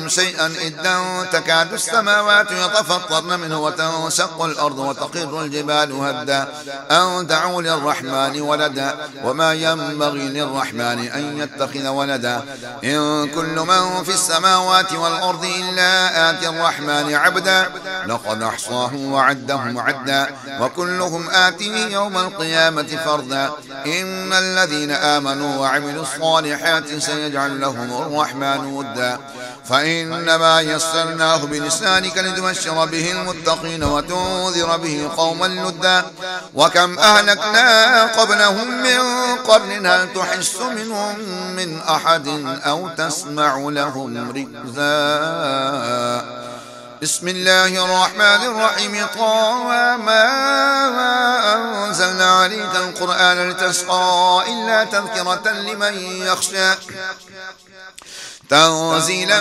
ممن خلق الأرض والسماوات العلى الرحمن على العرش استوى له ما في السماوات وما في الأرض وما بينهما وما تحت الثرى وإن تجهر بالقول فإنه يعلم السر وأخفى الله لا إله إلا هو له الأسماء الحسنى وهل أتاك حديث موسى إذ رأى نارا فقال لأهلهم كثوا إني آنست نارا لعلي آتيكم منها بقبس أو أجد على النار هدى فلما أتاها نودي يا موسى إني أنا ربك فاخلع عليك إنك بالوادي المقدس طوى وأنا اخترتك فاستمع لما يوحى إنني أنا الله لا إله إلا أنا فاعبدني وأقم الصلاة لذكري إن الساعة آتية أكاد أخفيها لتجزى كل نفس بما تسعى فلا يصدنك عنها من لا يؤمن بها واتبع هواه فترضى وما تلك بيمينك يا موسى قال هي عصاي أتوكأ عليها وأهش بها على غنمي ولي فيها مآرب أخرى قال ألقها يا موسى فألقاها فإذا هي حية تسعى قال خذها ولا تخف سنعيدها سيرتها الأولى واضم يدك إلى جناحك تخرج بيضاء من غير سوء آية أخرى لنريك من آياتنا الكبرى اذهب إلى فرعون إنه طغى قال رب اشرح لي صدري ويسر لي أمري واحلل عقدة من لساني يفقهوا قولي واجعل لي وزيرا من آلي هارون أخي اشدد به أزري وأشرك في أمري كي نسبحك كثيرا ونذكرك كثيرا إنك كنت بنا بصيرا قال قد أوتيت سؤلك يا موسى ولقد مننا عليك مرة أخرى إذ أوحينا إلى أمك ما يوحى أن اقذفيه في التابوت فاقذفيه في اليم فليلقه اليم بالساحل يأخذ عدو لي وعدو له وألقيت عليك محبة مني ولتصنع على عيني إذ تمشي أختك فتقول هل أدلكم على من يكفله فرجعناك إلى أمك كي تقر عينها ولا تحزن وقتلت نفسا فنجيناك من الغم وفتناك فتونا فلبثت سنين في أهل مدين ثم جئت على قدري يا موسى واصطنعتك لنفسي اذهب أنت وأخوك بآياتي ولا تنيا في ذكري اذهبا إلى فرعون إنه طغى فقولا له قولا لينا لعله يتذكر أو يخشى قالا ربنا إننا نخاف أن يفرط علينا أو أن يطغى قال لا تخافا إنني معكما أسمع وأرى فأتياه فقولا إنا رسول ربك وأرسل معنا بني إسرائيل ولا تعذبهم قد جئناك بآية من ربك والسلام على من اتبع الهدى إنا قد أوحي إلينا أن العذاب على من كذب وتولى قال فمن ربكما يا موسى قال ربنا الذي أعطى كل شيء خلقه ثم هدى قال فما بال القرون الأولى قال علمها عند ربي في كتاب لا يضل ربي ولا ينسى الذي جعل لكم الأرض مهدا وسلك لكم فيها سبلا وأنزل من السماء ماء فأخرجنا به أزواجا من نبات شتى كلوا وارعوا أنعامكم إن في ذلك لآيات لأولي النهى منها خلقناكم وفيها نعيدكم ومنها نخرجكم تارة أخرى ولقد أريناه آياتنا كلها فكذب وأبى قال أجئتنا لتخرجنا من أرضنا بسحرك يا موسى فلنأتينك بسحر مثله فاجعل بيننا وبينك موعدا لا نخلفه نحن ولا أنت مكانا سوى قال موعدكم يوم الزينة وأن يحشر الناس ضحى فتولى فرعون فجمع كيده ثم أتى قال لهم موسى ويلكم لا تفتروا على الله كذبا فيسحتكم بعذاب وقد خاب من افترى فتنازعوا أمرهم بينهم وأسروا النجوى قالوا إن هذان لساحران يريدان أن يخرجاكم من أرضكم بسحرهما ويذهبا بطريقتكم المثلى فأجمعوا كيدكم ثم أتوا صفا وقد أفلح اليوم من استعلى قالوا يا موسى إما أن تلقي وإما أن نكون أول من ألقى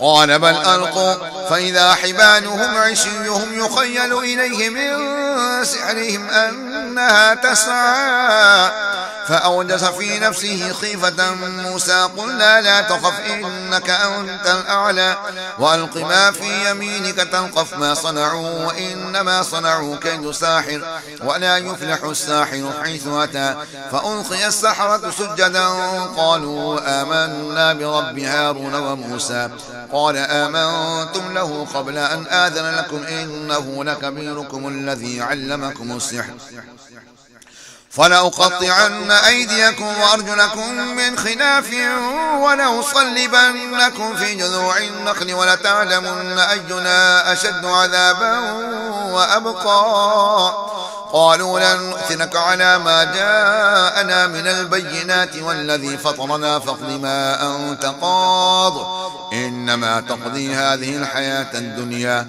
إنا آمنا بربنا ليغفر لنا خطايانا وما أكرهتنا عليه من السحر والله خير وأبقى إنه من يأت ربه مجرما فإن له جهنم لا يموت فيها ولا يحيا ومن يأته مؤمنا قد عمل الصالحات فأولئك لهم الدرجات العلى جنات عدن تجري من تحتها الأنهار خالدين فيها وذلك جزاء من تزكى ولقد أوحينا إلى موسى أن أسر بعبادي فاضرب لهم طريقا في البحر يبسا لا تخاف دركا ولا تخشى فأتبعهم فرعون بجنوده فغشيهم من الجم ما غشيهم وضل فرعون قومه وما هدى. يا بني إسرائيل قد أنجيناكم من عدوكم وواعدناكم جانب الطور الأيمن ونزلنا عليكم المن والسلوى. كلوا من طيبات ما رزقناكم ولا تطغوا عليه فيحل عليكم غضب كلوا من طيبات ما رزقناكم ولا تطغوا فيه فيحل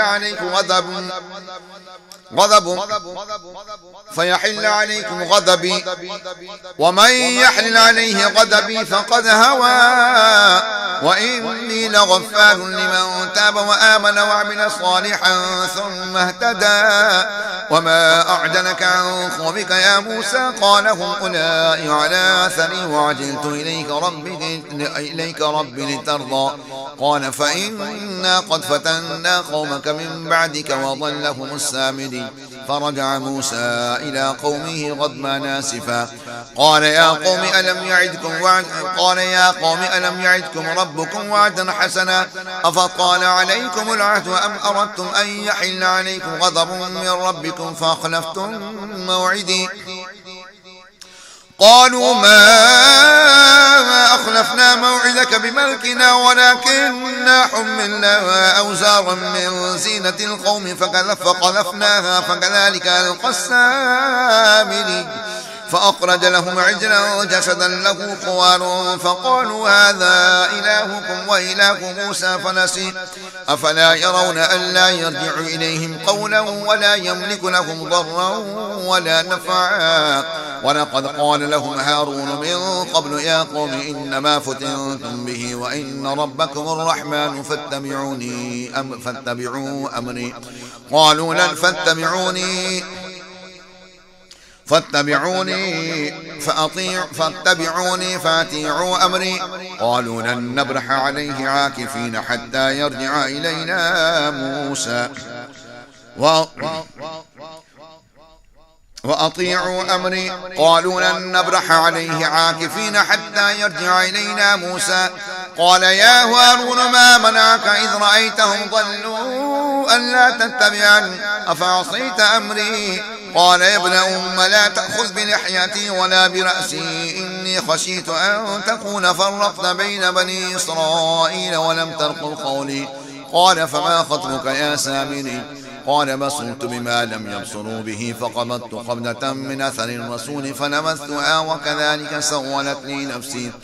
قال فاذهب فإن لك في الحياة أن تقول لا مساس وإن لك موعدا لن تخلفه وانظر إلى إلهك الذي ظلت عليه عاكفا لنحرقنه ثم لننسفنه في اليم نسفا. إنما إلهكم الله الذي لا إله إلا هو وسع كل شيء علما.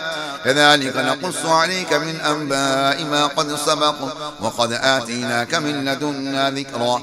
من أعرض عنه فإنه يحمل يوم القيامة مزرا خالدين فيه وساء لهم يوم القيامة حملا يوم ينفخ في الصور ونحشر المجرمين يومئذ زرقا يتخافتون بينهم إن لبثتم إلا عشرا. نحن أعلم بما يقولون إذ يقول أمثلهم طريقة إن لبثتم إلا يوما. ويسألونك عن الجبال فقل ينسفها ربي نسفا فيذرها قاعا صفصفا لا ترى فيها عوجا ولا أمتا.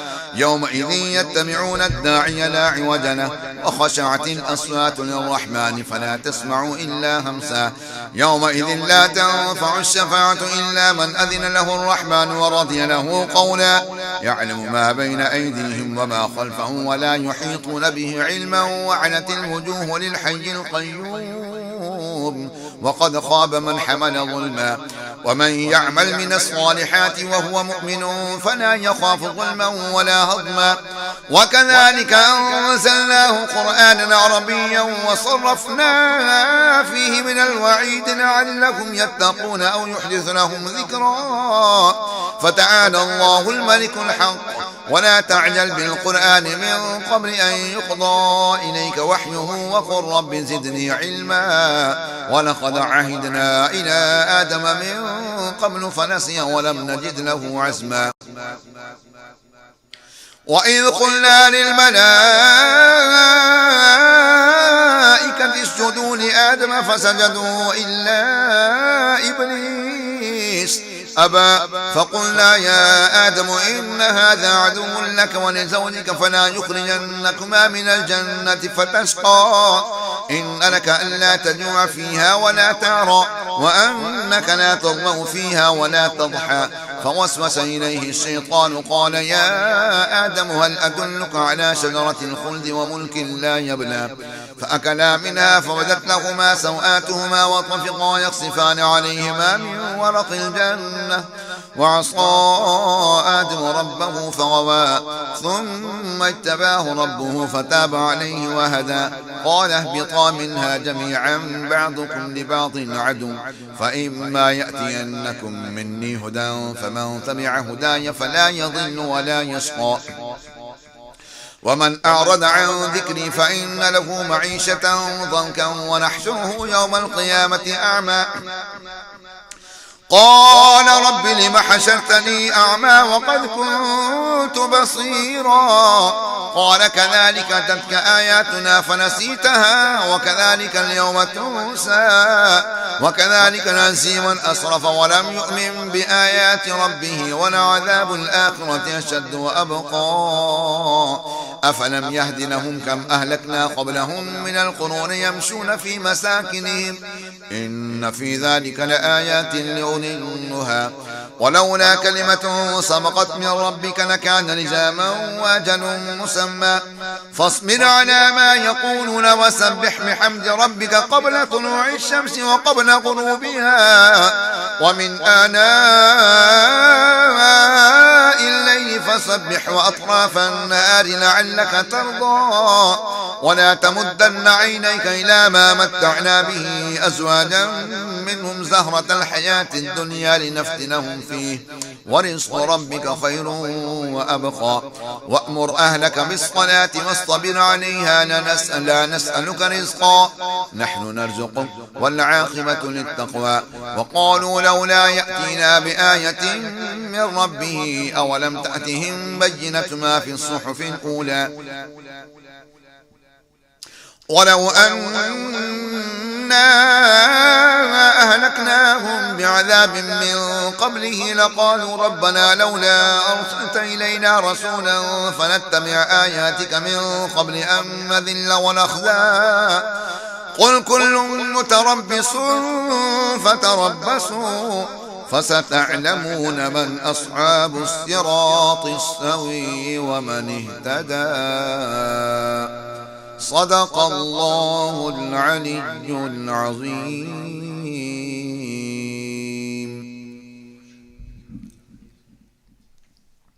ये है नवीद रमज़ान ये है नवीद रमज़ान नवीद रमज़ान ये है नवीद रमज़ान ये है नवीद रमज़ान रब का मेहमान है ये हम पर एहसान है ये रब का मेहमान है ये हम पर एहसान है ये कर लो इबादत तुम रब का है फरमान ये है नवीद रमज़ान ये है नवीद रमज़ान नवीद रमज़ान ये है नवीद रमज़ान ये है नवीद रमज़ान ये है नवीद रमज़ान ये है नवीद रमज़ान नवीद रमज़ान ये है नवीद रमज़ान ये है नवीद रमज़ान रब का मेहमान है ये हम पर एहसान है ये रब का मेहमान है ये हम पर एहसान है ये कर लो इबादत तुम रब का है फरमान ये है नवीद रमज़ान ये है नवीद रमज़ान नवीद रमज़ान रमजान, ये है नवीद रमजान, ये है नवीद रमजान, ये है नवीद रमजान, ये है नवीद रमजान, नवीद रमजान, ये है नवीद रमजान, ये है नवीद रमजान, रब का मेहमान है।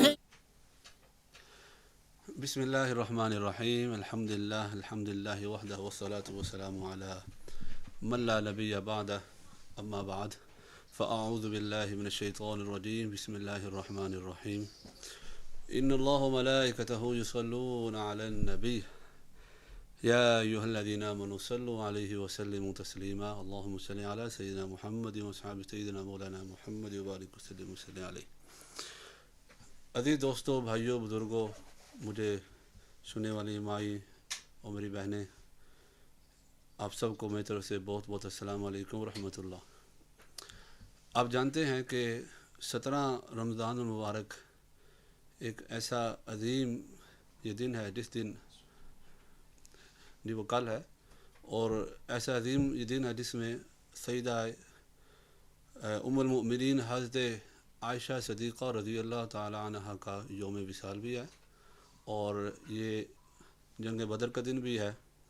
लेकिन आज हम जो गुफ्तगू करेंगे वो उम्मुल मोमिनीन, मेरी और आप सब की माँ हज़रत अम्मा आयशा सदीक़ा रज़ी अल्लाह ताला अन्हा की आपकी फजीलत पर आज हम गुफ्तगू करेंगे।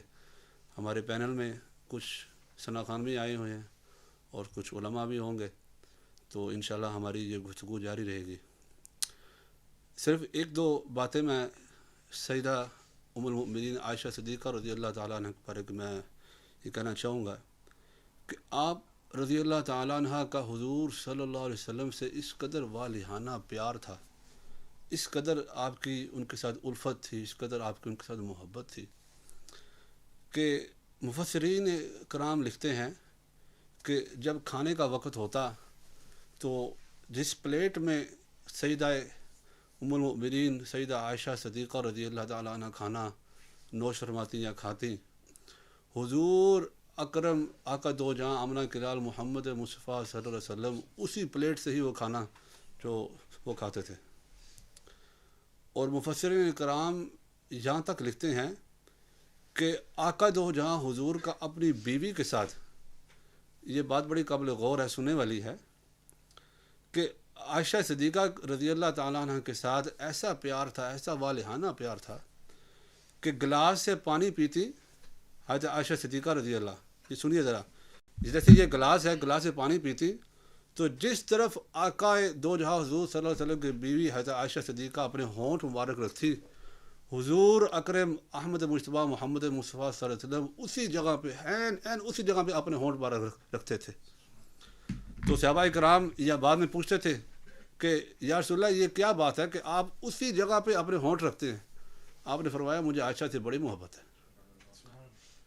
अब ये मोहब्बत ये कहाँ गई? आज हमारे दिलों में नहीं है। सामने मोहतरम, हस्बैंड एंड वाइफ के जो पहले के जो 6 महीने होते हैं वही मुश्किल से गुजरते, उसके बाद तू कौन तो मैं कौन। तो हमें चाहिए कि सईदा उम्मुल मोमिनीन आयशा सदीक़ा रज़ी अल्लाह ताला अन्हा की जो लाइफ है उनको हम स्टडी करें और उनको पढ़ें। और एक हदीस मुबारक मैं आपके सामने पेश करता हूँ कि एक मरतबा आका दो जहाँ हुज़ूर सल्लल्लाहु अलैहि वसल्लम ने अपनी लाडली बेटी हज़रत फ़ातिमा रज़ी अल्लाह ताला अन्हा को बुलाया और आपसे कहा कि ऐ प्यारी बेटी, क्या तुम इससे मोहब्बत नहीं करोगी जिससे मैं मोहब्बत करता हूँ? तो आपने फरमाया, या रसूलल्लाह, हाँ, मैं उनसे यकीनन मोहब्बत करूँगी। तो आपने फरमाया कि आयशा, तो जान लो मुझे सबसे ज़्यादा अजीज़ जो है वो आयशा सदीक़ा रज़ी अल्लाह फ़ातिमा, तो तुम्हें भी चाहिए कि आयशा सदीक़ा रज़ी अल्लाह ताला अन्हा के साथ तुम कसरत के साथ मोहब्बत किया करो। तो इंशाल्लाह बातें मज़ीद होंगी। आज हमारे पैनल में जो एक खूबसूरत से सना खान आए हैं, मैं उनका तारफ़ भी कराता चलूँ। ब्रेडफोर्ड से हमारे पास आए, तशरीफ़ लाए हैं जनाब मोहम्मद उस्मान रज़ा कादरी जी, वो तशरीफ़ लाए। हम आपको वेलकम करते हैं जनाब, आपको खुश आमदीद कहते हैं। آپ ان کا چہرہ دیکھیے, ان کے سر پہ جو امامہ شریف ہے وہ دیکھیے, اور یہ ایسے ہیں, یہ ہمارے رول ماڈل ہیں. اس طرح کے نعت خواں ہونے چاہیے جو باشرہ بھی ہوں, سنت رسول بھی رکھا ہو, اور سر پر امامہ شریف بھی ہو. آج کل جو یوتھ, جو ہمارے ینگسٹر ہیں, جو ثنا خان ہیں, ان کا حلیہ دیکھیں اور ان کا حلیہ دیکھیں, زمین آسمان کا فرق ہے. تو میں ان سے ہی کروں گا کہ آپ نعت سے اس کلام کا اس ٹرانسمیشن کو شروع کریں.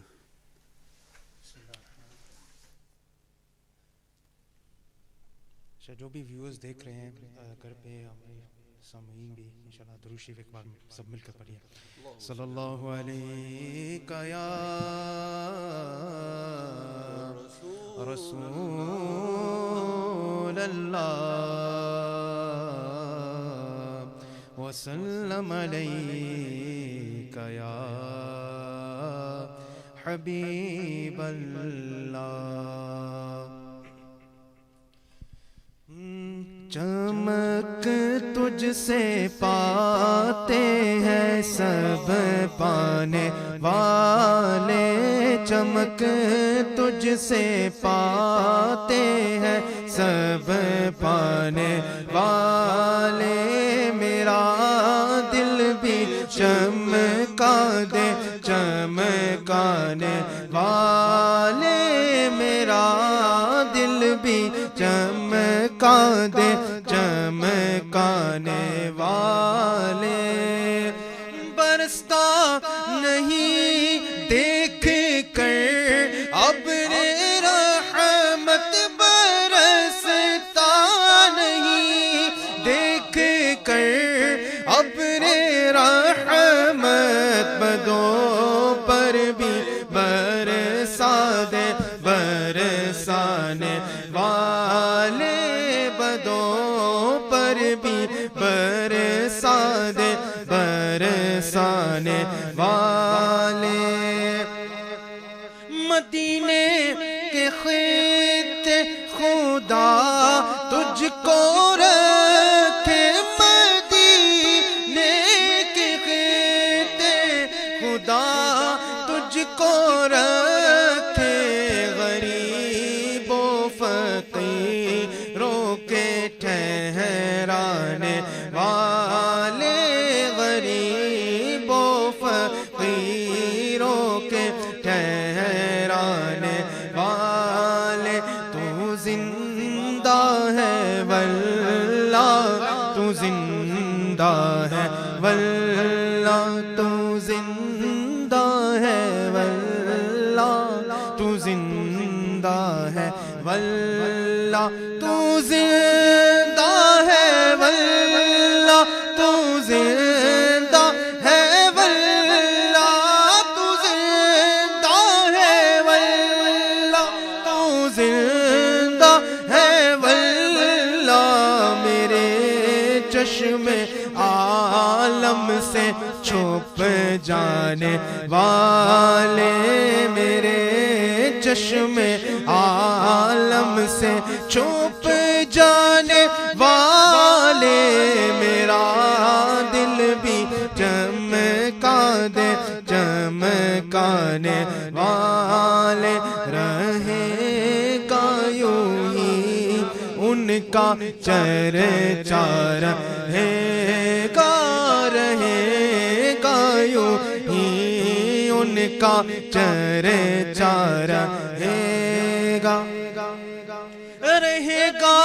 یوں ہی ان کا چرچا, رہے گا یوں ہی ان کا چرچا, رہے گا. پرے خاک ہو جائے جل جانے والے, پرے خاک ہو جائے جل جانے والے. رضا نفس دشمن ہے دم میں نا, رضا نفس دشمن ہے دم میں نا آنا. کہاں تو نے دیکھے ہیں چند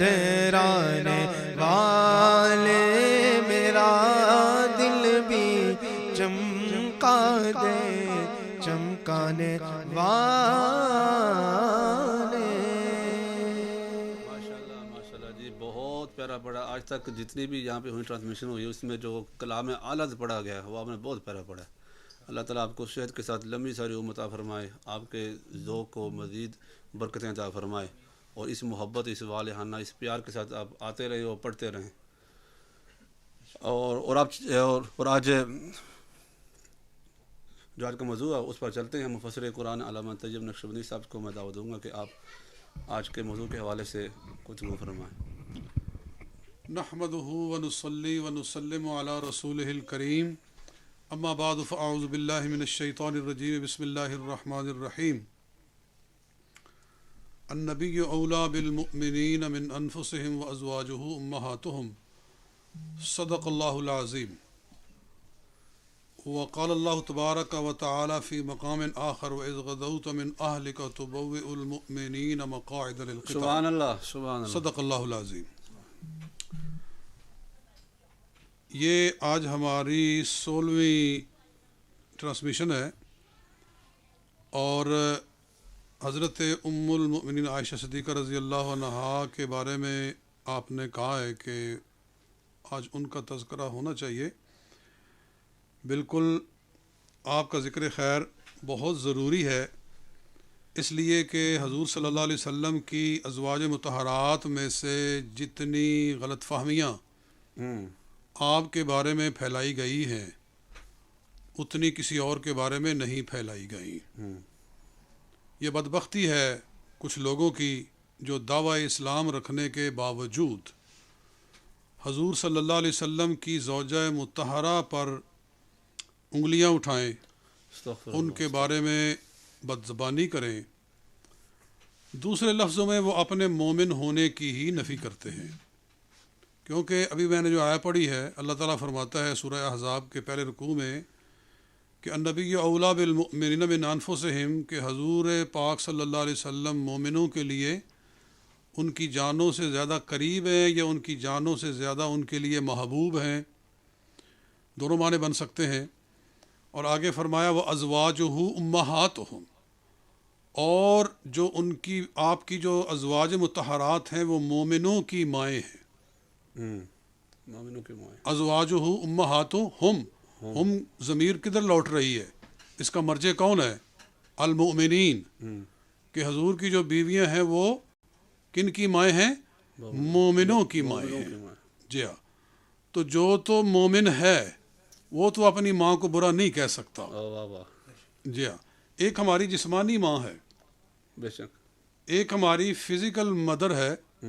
ہم اس کی برائی کہنا تو کجا سن نہیں سکتے. بے شک. کوئی ہمارے والدین کے بارے میں کوئی برا لفظ بولے تو ہم مرنے مارنے پر تیار ہو جاتے ہیں. تو وہ جو ساری امت کی مائیں ہیں, ایک آدمی کی ماں نہیں ہے, وہ ساری امت کی مائیں ہیں. تو جو تو مومن ہے, سبحان اللہ, اپنے آپ کو مومن سمجھتا ہے, واہ واہ, کہنے کو تو بڑے وہ مومنین مومنین مومنین, اور ان کے ہر ایک دوسرے کو پکارنے کا انداز ہی مومنین. جا او مومنہ کی عالی, اپنے آپ کو وہ یاد ہی مومن کے لفظ سے کرتے ہیں. لیکن ایمان کا یہ حال ہے کہ جس کو اللہ تعالیٰ نے سارے مومنوں کی ماں قرار دیا ہے, کیا بات ہے, سبحان اللہ, اس کو اٹھتے بیٹھتے برا کہتے ہیں, اٹھتے بیٹھتے. آپ حیران ہوگے سن کے کہ کچھ ان کے چینلز ہیں جن کے اوپر وہ لکھ کے بھیجتے ہیں کہ میں نے آج نام نہیں لیتے, میں نے فلانی پہ آج 1000 مرتبہ لعنت کہی ہے. لا حول ولا قوت. دوسرا کہتا ہے میں نے 2000 مرتبہ کہی. جیسے ہمارے چینل پہ ہوتا ہے نا کہ آج میں نے اتنی دفعہ درود شریف پڑھا ہے, تو وہ درود شریف جمع ہوتا ہے کہ آج جمعہ کا دن ہے جناب, تو لوگ کہتے ہیں میں نے 1000 دفعہ, دوسرے 2-3 پڑھا, 4000 پڑھا ہے. یہ ایسے بدبخت ہیں کہ وہ بھیجتے ہیں کہ میں نے اتنی مرتبہ لعنت بھیجی ہے. اتنا بغض ان کے دلوں میں داخل ہے کہ جب تک وہ لعنت نہ بھیج لے. نعوذ باللہ من ذالک. میں ادھر نہیں جانا چاہتا تھا, میں تو خوبصورت باتیں کہنا چاہتا تھا, لیکن ایسے ہی توجہ ادھر ہو گئی ہے, میں اس کو چھوڑتا ہوں. اللہ تعالیٰ ان کو ہدایت عطا فرمائے. ہم تو ان کا ذکر خیر کرنا چاہتے ہیں, ان کا ذکر خیر کہ اللہ نے ان کو سارے مومنوں کی ماں قرار دیا ہے, اور یہ بہت بڑا درجہ ہے, بہت ہی بڑا درجہ ہے. سبحان اللہ. جو میری بیوی ہے یا کسی کی بیوی ہے, جو جس کے نکاح میں فوت ہوتی ہے وہ جنت میں اس کے ساتھ ہوتی ہے. جس مرد کے نکاح میں جو عورت فوت ہوتی ہے وہ اسی کے ساتھ ہوگی. اگر وہ اس کا شوہر فوت ہو گیا اور اس نے کسی دوسرے مرد سے نکاح کر لیا تو جس کے نکاح میں فوت ہوگی وہ پھر اس کے ساتھ لاحق ہو جائے گی. یہی وجہ ہے, یہ بڑی خوبصورت بات ہے. سبحان اللہ. ارشاد کہ حضور صلی اللہ علیہ وسلم کے دنیا سے تشریف لے جانے کے بعد آپ کی ازواج کے لیے دوسرا نکاح حرام قرار دیا گیا. سبحان اللہ. کہ وہ کسی دوسرے سے نکاح نہیں کر سکتے. ولا یحل لکم, کیسے فرمایا اللہ تعالیٰ نے سورہ احزاب کے اندر ایک جگہ ارشاد فرمایا کہ آپ کی بیویوں سے کوئی نکاح نہیں کر سکتا. تو اس کے دو سبب ہیں. ایک سبب تو یہ ہے کہ وہ ہیں ہی مائیں, وہ مومنوں کی مائیں ہیں. تو جیسے جسمانی ماں سے کوئی نکاح نہیں کر سکتا, تو جو ایمانی ماں ہے, جو ہمارے تمام اہل ایمان اولیاء اللہ کی ماں ہیں, وہ صحابہ کی ماں ہیں, وہ تابعین کی ماں ہیں, تبع تابعین کی ماں ہیں, تمام اقطاب ابدال اغواص سب کی ماں ہیں. تو اس لحاظ سے بھی ان سے نکاح نہیں ہو سکتا. اور دوسرا اس لیے بھی اللہ نے ان کو دوسرے نکاح کی اجازت نہ دی تاکہ وہ جنت میں رسول پاک صلی اللہ علیہ وسلم ہی کے ساتھ رہے. واہ واہ سبحان اللہ. کسی دوسرے کے ساتھ, کیونکہ جس کے ساتھ وہ اٹیچمنٹ ہو جاتی ہے پھر اسی کے ساتھ اس کا الحاق کر دیا جاتا ہے. واہ واہ کیا بات ہے. تو یہ ہے شان ازواج مطہرات کی, امہات المومنین کی. پھر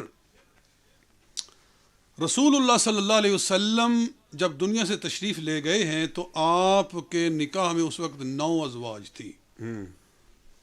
ان میں سب سے زیادہ جس سے حضور صلی اللہ علیہ وسلم کو محبت تھی, سب سے زیادہ جن کو پیار تھا, وہ کون تھی؟ حضرت عائشہ صدیقہ رضی اللہ تعالی عنہا. اسی لیے حضور صلی اللہ علیہ وسلم فرماتے تھے کہ ان فضل عائشہ علی النساء کفضل السرید علی الطعام. واہ واہ واہ. ایسے سبحان اللہ. کہ کھانوں پر جس طرح سرید کو فضیلت ہے, اس طرح عورتوں پر عائشہ صدیقہ کو فضیلت ہے. واہ واہ سبحان اللہ. تو یہاں عورتوں سے مراد مفسرین نے, شارحین نے ازواج مطہرات لی ہیں کہ حضور صلی اللہ علیہ وسلم کی ازواج پر حضرت عائشہ کو یوں فضیلت ہے جس طرح کے کھانوں کے اوپر سرید کو فضیلت ہے. اس کا مطلب یہ ہے, میں اس کی تھوڑی سی گہرائی میں جاتا ہوں, کہ حضور صلی اللہ علیہ وسلم کو کھانوں میں سے سرید سب سے پسند تھا, سرید سے آپ کو زیادہ محبت تھی. اسی طرح حضور فرما رہے ہیں کہ مجھے ازواج میں سے بھی سب سے زیادہ عائشہ صدیقہ رضی اللہ عنہا سے محبت ہے. کیا بات ہے, کیا بات ہے. اسی محبت کا اثر ہے, اسی محبت کا نتیجہ ہے کہ جب رسول اللہ صلی اللہ علیہ وسلم کا وقت وصال قریب آیا, اللہ اکبر, سرکار صلی اللہ علیہ وآلہ وسلم اب تمام ازواج کے پاس نہیں جا سکتے تھے کہ جب تک آپ کی صحت برقرار تھی آپ نے ازواج میں سے کسی کے ساتھ بھی ناانصافی نہیں فرمائی ہے. سبحان اللہ. یہ ہمارے لیے ایک مثال ہے, ہمارے لیے یہ ایک نمونہ ہے. حضور کو اللہ نے نمونہ بنایا ہے, بے شک بے شک, اسوہ حسنہ بنایا ہے, تو آپ نے عدل کر کے دکھایا ہے. یعنی ہمارے ہاں جس کی 2 بیویاں ہوں وہ 2 میں عدل نہیں کر سکتا. بالکل ایسے. عموماً یہی ہوتا ہے کہ جب دوسری سے شادی کر لی تو پھر جو پہلی ہے وہ بیچاری بس پھر رو دھو کے ہی گزارا کرتی ہے. اکثر و بیشتر ایسا ہوتا ہے. جو ہمارے معاشرے میں ایسا ہی ہے. لیکن قربان جائیں سید الانبیاء صلی اللہ علیہ وسلم کے عدل و انصاف پر کہ 9 ازواج ہیں اور سب کے ساتھ پورا انصاف ہے. واہ واہ. آج ایک کے پاس ہیں، کل دوسری کے پاس ہیں، اس کے بعد تیسری کے پاس ہیں. آپ اسی طرح ترتیب کے ساتھ سب کو وقت عطا فرماتے تھے اور آپ اسی طرح کرتے رہے. لیکن جب آپ پر علالت کا غلبہ ہوا تو پھر آپ حضرت میمونہ رضی اللہ عنہا کے گھر میں تھے لاسٹ ٹائم، تو آپ نے اپنی ساری ازواج کو وہاں بلایا اور بلا کر ارشاد فرمایا کہ اب میرا ذوف بدن بہت زیادہ ہے، میں سب کے پاس نہیں جا سکتا، اگر تم مجھے اجازت دو تو میں عائشہ کے گھر میں مستقل قیام کر لوں. سبحان اللہ. جب تک میں مرض میں ہوں، علالت میں ہوں، میں عائشہ کے گھر میں قیام کروں. تو سب ازواج نے عرض کی یا رسول اللہ آپ مالک ہیں، آپ مختار ہیں، آپ ہم سے نہ پوچھیں پھر بھی آپ جو چاہیں آپ فیصلہ کر سکتے ہیں. لیکن فرمایا نہیں، میں تم سے پوچھ کر ہی کروں گا.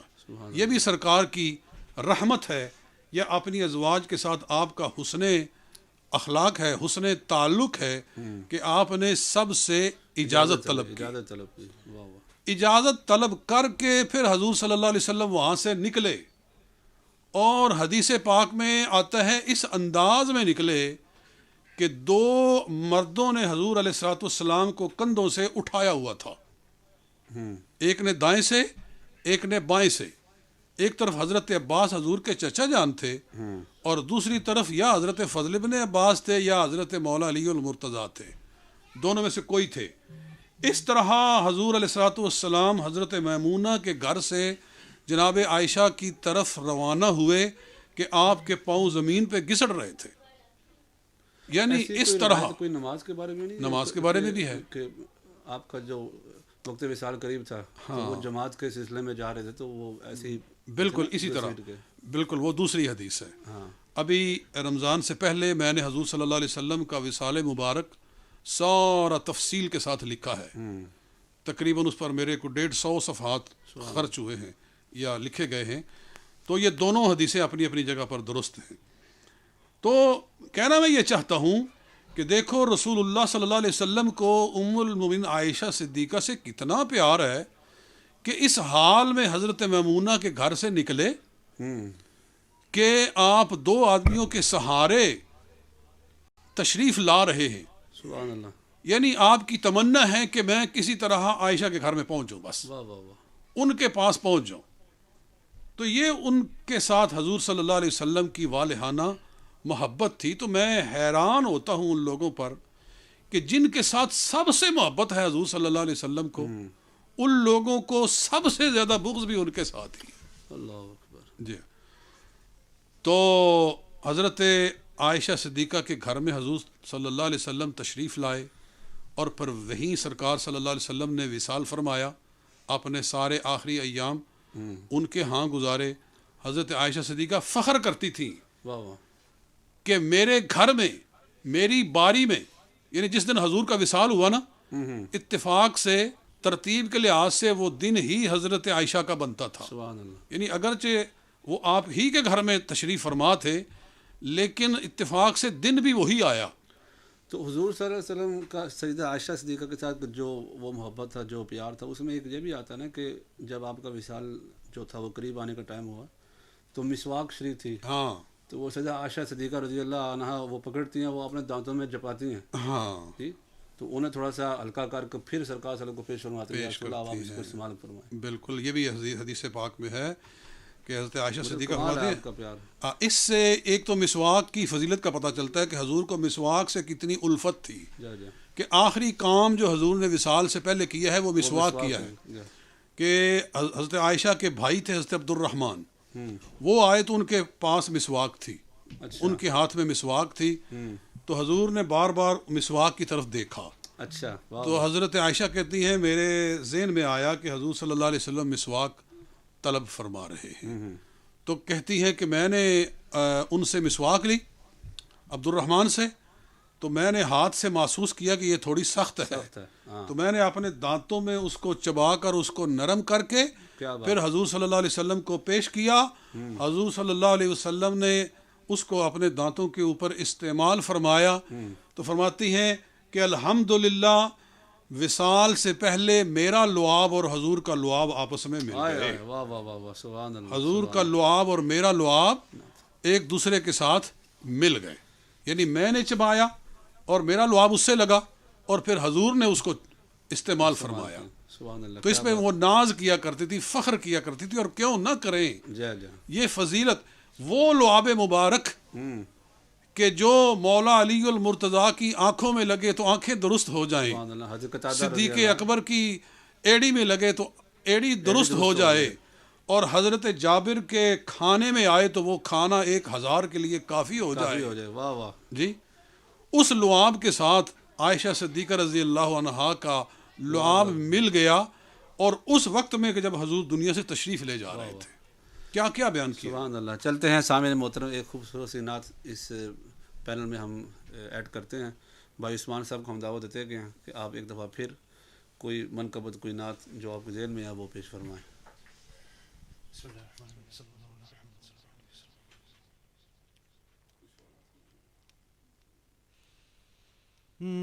نعمتیں بانٹتا سمت وہ ذیشان گیا, نعمتیں بانٹتا سمت وہ ذیشان گیا, ساتھ ہی منشی رحمت کا قلم دان گیا, نعمتیں بانٹتا. لے خبر جلد کے غیروں کی طرف دھیان گیا, میرے مولا میرے آقا تیرے قربان گیا, میرے مولا میرے آقا تیرے قربان گیا. دل ہے وہ دل جو تیری یاد سے معمور رہا, دل ہے وہ دل جو تیری یاد سے معمور رہا, سر ہے وہ سر جو تیرے قدموں پہ قربان گیا, سر ہے وہ سر جو تیرے قدموں پہ قربان گیا. انہیں جانا انہیں جانا انہیں مانا, نہ رکھا غیر سے کام, انہیں جانا انہیں مانا, نہ رکھا غیر سے کام. للہ الحمد میں دنیا سے مسلمان گیا, للہ الحمد میں دنیا سے مسلمان گیا. آج لے ان کی پناہ, آج مدد مانگ ان سے, آج لے ان کی پناہ, آج مدد مانگ ان سے, پھر نہ مانیں گے قیامت میں اگر مان گیا پھر نہ مانیں گے، قیامت میں اگر مان گیا جان و دل ہوش و خیرت، جان و دل ہوش و خیرت سب تو مدینے پہنچے، تم نہیں چلتے رضا سارا تو سامان گیا، نعمتیں بانٹتا۔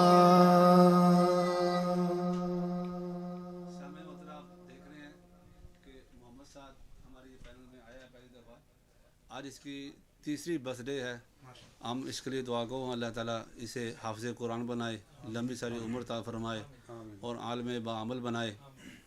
اور آج کا جو موضوع ہے اس کے حوالے سے حضرت ایک دو سوالات آئے ہیں، وہ میں آپ کو عرض کرتا ہوں کہ حضرت سیدہ عائشہ صدیقہ رضی اللہ تعالیٰ عنہ کا نکاح کس عمر میں ہوا، کب ہوا؟ اور جو منکرین ہیں وہ اکثر اس پر سوال کرتے رہتے ہیں کہ یہ دیکھیں کہ سرکار صلی اللہ علیہ وسلم کی عمر کتنی تھی اور عائشہ صدیقہ رضی اللہ کی عمر کتنی تھی، تو یہ لوگوں کو بتائیں اس میں کیا۔ میں بتاتا ہوں، حضور صلی اللہ علیہ وسلم سے نکاح جو ہوا تھا وہ 6 برس کی عمر میں ہوا تھا، جب آپ کی عمر 6 برس تھی وہ صرف نکاح ہوا تھا، اور اس وقت آپ مکہ مکرمہ میں تھے۔ پھر ہجرت کے بعد جا کر رخصتی ہوئی اور اس وقت آپ کی عمر 9 برس ہو چکی تھی۔ عائشہ صدیقہ رضی اللہ عنہا کی عمر اس وقت 9 برس تھی۔ اور رہا یہ جو کہ منکرین اسلام آپ کی سیرت پر، سیرت مصطفیٰ صلی اللہ علیہ وسلم پر اکثر سوال اعتراضات کرتے ہیں کہ دیکھو جی اتنی چھوٹی عمر کی لڑکی سے نکاح کیا، تو نکاح کا مقصد جو ہے وہ صرف ازدواجی تعلق ہی قائم کرنا نہیں ہوتا، بلکہ مقصد ہوتا ہے کہ گھر کے اندر کوئی خدمت گزار ہو، خدمت گزار ہو کوئی۔ اور جناب صدیق اکبر کی خواہش پہ یہ حضور صلی اللہ علیہ وسلم کی خواہش نہیں تھی، یہ ایک نقطہ ہے۔ رسول اللہ صلی اللہ علیہ وسلم کی یہ خواہش نہیں تھی، واہ واہ، یہ جناب صدیق اکبر کی خواہش تھی۔ کیا بات ہے کہ صرف میرا رسول پاک صلی اللہ علیہ وسلم سے یہ تعلق بن جائے، یہ صرف تعلق بن جائے کہ میری بیٹی رسول اللہ کی خدمت میں شامل ہو جائے، حضور کی خدمت کرے، سرکار صلی اللہ علیہ وآلہ وسلم کی خادمہ بن جائے اور آپ کے حبالہ عقد میں آ جائے۔ نبی اکرم صلی اللہ علیہ وآلہ وسلم کا یہ ایک تعلق اور آپ سے ایک نسبت حاصل کرنا صرف یہ مقصد تھا اور کوئی مقصد نہیں تھا۔ تو یہ ہمارا یہ پوتا ہے ہمارا، تو آج اس کی برتھ ڈے ہے، تو اس کو لا کر یہ جناب یہ بیٹا ہے، بٹھایا گیا ہے۔ ایک اور سوال کو چلائیں گے۔ جی جی اچھا، ایک اور بھی سوال آیا، کسی نے کامنٹ کیا ہے کہ کیا آپ کی کوئی اولاد بھی تھی حضرت عائشہ صدیقہ کی؟ نہیں، یہ پہلے بھی بیان ہوا ہے کہ ماں سوائے حضرت خدیجہ الکبریٰ کے رضی اللہ تعالی عنہا کے اور کسی زوجہ محترمہ سے حضور صلی اللہ علیہ وسلم کی اولاد نہیں ہوئی، اور اگر ہوئی ہے تو حضرت ماریہ قبطیہ سے ہوئی ہے۔ حضرت ابراہیم جو حضور کے آخری بیٹے تھے وہ حضرت ماریہ قبطیہ سے پیدا ہوئے تھے، اور ماریہ قبطیہ حضور صلی اللہ علیہ وسلم کی باندی تھی، وہ حضور صلی اللہ علیہ وسلم کی زوجہ نہیں تھی۔ ازواج میں سے جس زوجہ سے اولاد ہوئی ہے وہ حضرت خدیجہ الکبریٰ ہے بس، اور کسی سے نہیں ہوئی۔ جی، کسی نے یہ بھی سوال کیا کہ ازواج مطہرات میں آپ کا نکاح کس زوجہ کے بعد ہوا؟ حضرت خدیجہ کے بعد۔ حضرت خدیجہ جب وصال فرماتی ہیں تو اس کے بعد حضور صلی اللہ علیہ وسلم نے 2 ازواج سے 2 عورتوں سے نکاح کیا تھا، اور بعض کہتے ہیں کہ حضرت سودا کا پہلے ہوا تھا، حضرت عائشہ کا بعد میں، اور بعض کہتے ہیں کہ عائشہ کا پہلے حضرت سودا کا بعد میں، لیکن یہ دونوں نکاح آگے پیچھے ہوئے ہیں، ایک ہی وقت میں ہوئے ہیں. تو حضرت عائشہ صدیقہ رضی اللہ عنہا کا عقد رسول پاک صلی اللہ علیہ وسلم کے ساتھ میرے خیال میں حضرت عائشہ کا پہلے ہوا ہے، اور حضرت خدیجہ جب تک دنیا میں رہی آپ نے دوسرا نکاح نہیں فرمایا، اور جب آپ فوت ہوئی ہیں تو پھر نبی علیہ الصلوۃ والسلام لونلی فیل کرتے تھے. حضور صلی اللہ علیہ وسلم اپنے آپ کو اکیلا اکیلا محسوس کرتے تھے. تو حضرت ابوبکر صدیق نے عرض کیا کہ یا رسول اللہ صلی اللہ علیہ وسلم آپ میری بیٹی سے عقد فرما لیں تاکہ جو آپ ایک تنہائی محسوس کرتے ہیں وہ ختم ہو جائے. تو وہ صرف عقد ہو گیا، لیکن ان دنوں حضور صلی اللہ علیہ وآلہ وسلم کچھ ایسے معاملات کے اندر تھے کہ آپ نے رخصتی کو پسند نہیں کیا. رخصتی جا کے پھر ہجرت کے بعد ہوئی ہے. تو یہ آپ کے سوالوں کے جوابات ہیں. بہرحال حضرت عائشہ صدیقہ رضی اللہ عنہا کے فضائل بہت زیادہ ہیں. آپ کی یہ بھی فضیلت ہے کہ نبی اکرم صلی اللہ علیہ وآلہ وسلم کی ازواج میں سے سب سے زیادہ علم والی آپ ہیں، سب سے زیادہ آپ عالمہ ہیں. واہ واہ. اور حضور کی محبت کا ایک سبب بھی یہ تھا. حضور کیوں جناب عائشہ صدیقہ سے بہت محبت کرتے تھے، اس کی ایک وجہ یہ تھی کہ حضور صلی اللہ علیہ وسلم کا علم، جو علم نبوت ہے، وہ آپ کے ذریعے امت کی طرف منتقل ہو رہا تھا. اس لیے آپ صلی اللہ علیہ وسلم کا ارشاد ہے سبحان اللہ کہ خذوا ثلث دینکم من حمیرہ، واہ واہ، کہ اپنے دین کے حصوں میں سے، 3 حصوں میں سے ایک حصہ حمیرہ سے لے لو. یعنی علم کے اور حضور کے ارشادات کے 3 حصوں میں سے ایک حصہ حضرت عائشہ سے لوگوں کو منتقل ہوا ہے. اور اکثر جو گھر کے معاملات ہیں وہ عائشہ صدیقہ رضی اللہ عنہا نے امت کو بتائے. اور یہ بتائیں کہ تقریباً کتنی احادیثیں جو آپ نے نوٹ کی ہیں، جو آپ نے خود بتائی ہیں آپ سے امت جو کو؟ حدیثیں مروی ہوئی ہیں کچھ 3,500 سے زیادہ حدیثیں ہیں سبحان اللہ. جو حضرت خدیجۃ الکبریٰ جو حضرت عائشہ صدیقہ ام المومنین رضی اللہ عنہا سے مروی ہو کر امت کو ملی ہے. ان کی تعداد کچھ 3,000 سے زیادہ ہے. تو یہ کوئی تھوڑی تعداد نہیں ہے، بہت بڑی تعداد ہے. اور عائشہ صدیقہ ام المومنین رضی اللہ تعالی عنہا کی یہ فضیلت ہے کہ رسول پاک صلی اللہ علیہ وسلم فرمایا کرتے تھے کہ یہ جبریل کھڑے آپ کو سلام کہہ رہے ہیں. واہ واہ واہ واہ سبحان اللہ. حضور فرمایا کرتے تھے کہ عائشہ جبریل کھڑے آپ کو سلام کہہ رہے ہیں. جی. تو اس سے بڑی اور کیا پھر. اور پھر یہ دیکھیے کہ رسول اللہ صلی اللہ علیہ وآلہ وسلم کے پاس حضرت عمرو بن العاص آئے. حضرت عمرو بن العاص، ان کو حضور علیہ الصلوۃ والسلام نے ایک قافلے کا، ایک لشکر کا امیر بنا کر بھیجا. تو وہ گئے اور بڑی فتح کر کے آئے. تو وہ بڑے خوش تھے. ان کو تصور ہوا کہ جیسے حضور صلی اللہ علیہ وسلم مجھ سے سب سے زیادہ محبت رکھتے ہیں. تو ہر آدمی کو یہی خیال گزرتا تھا کہ جیسے حضور کو مجھ سے ہی سب سے زیادہ پیار ہے. واہ واہ. تو انہوں نے عرض کیا کہ یا رسول اللہ، آپ کو کس کے ساتھ سب سے زیادہ پیار ہے؟ تو نبی صلی اللہ علیہ وسلم نے بے ساختہ کہا عائشہ کے ساتھ. عائشہ سے. واہ واہ سبحان اللہ سبحان اللہ. انہوں نے کہا کہ نہیں، میں تو مردوں کے بارے میں پوچھ رہا ہوں. اچھا. فرمایا عائشہ کے باپ کے ساتھ. سبحان اللہ. تو یہ حدیث بھی بتاتی ہے کہ رسول اللہ صلی اللہ علیہ وسلم کو کتنی محبت تھی حضرت عائشہ صدیقہ رضی اللہ عنہ. میں آپ کے ٹائم کو مد نظر رکھ کر بات کو آگے بڑھانا چاہتا ہوں. جی جی بسم اللہ. اور میں نے مسجد میں جا کے بھی افطاری میں شامل ہونا ہے. تو میں ایک آخری حدیث بیان کر کے بات کو ختم کرتا ہوں. اس کے بعد پھر آپ جو پڑھتے ہیں مناجات اور جی انشاءاللہ دعا وغیرہ وہ آپ وہ سلسلہ اپنا جاری کریں. آپ کی فضیلت کے اندر یہ چیز بھی داخل ہے کہ صحابہ کرام رسول اللہ صلی اللہ علیہ وسلم کے پاس چیزیں بھیجتے تھے، کھانے کی، پینے کی. جو کسی کے گھر میں کوئی اچھا پکا ہوتا تھا، کوئی اچھی چیز تیار ہوتی تھی، تو رسول اللہ صلی اللہ علیہ وآلہ وسلم کو وہ اس میں سے بھیجتے تھے. نبی اکرم صلی اللہ علیہ وآلہ وسلم پسند فرماتے تھے. اور ہوتا یہ تھا کہ لوگ منتظر ہوتے تھے کہ حضرت عائشہ کی باری کب آنے والی ہے، کس دن حضور صلی اللہ علیہ وسلم نے حضرت عائشہ کے گھر میں جانا ہے.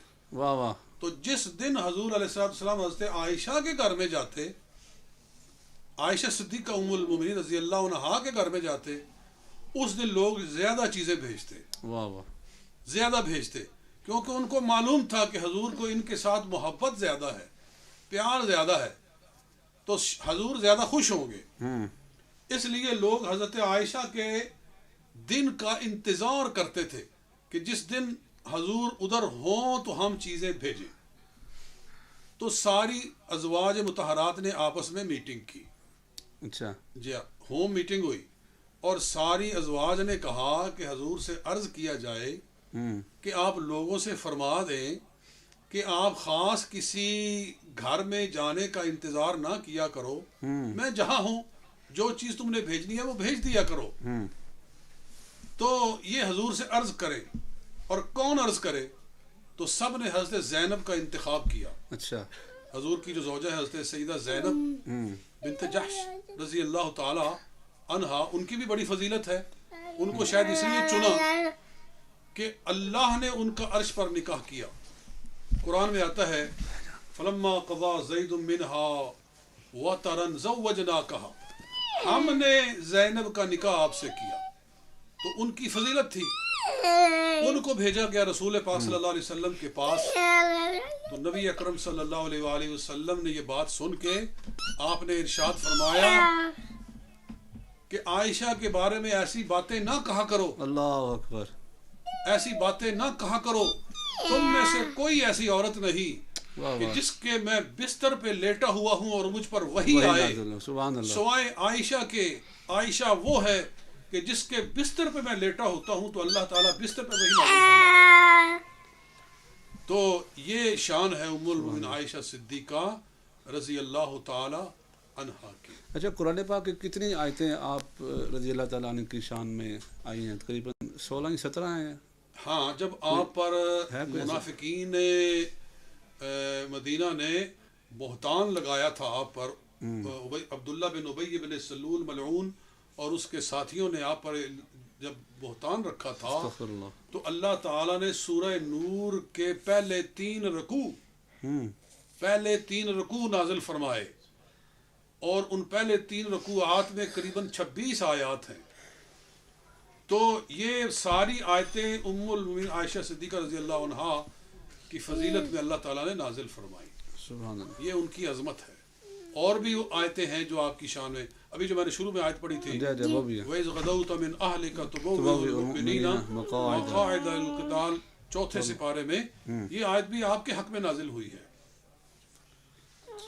تو جو کچھ ہم نے کہا ہے اللہ تعالیٰ اس کو قبول و منظور فرمائے، اور ہمیں ازواج مطہرات کا ہمیشہ ادب و احترام اور ان کی عقیدت عطا فرمائے. وما علینا الا البلاغ المبین. تو بسم اللہ پڑھ کے دعا فرماؤ، اس طرح سے دعا فرمانے پھر چلے جانا. جی، یہ میرا یہ پوتا ہے، ایک ہی اکلوتا، ایک ہی پوتا اور اکلوتا.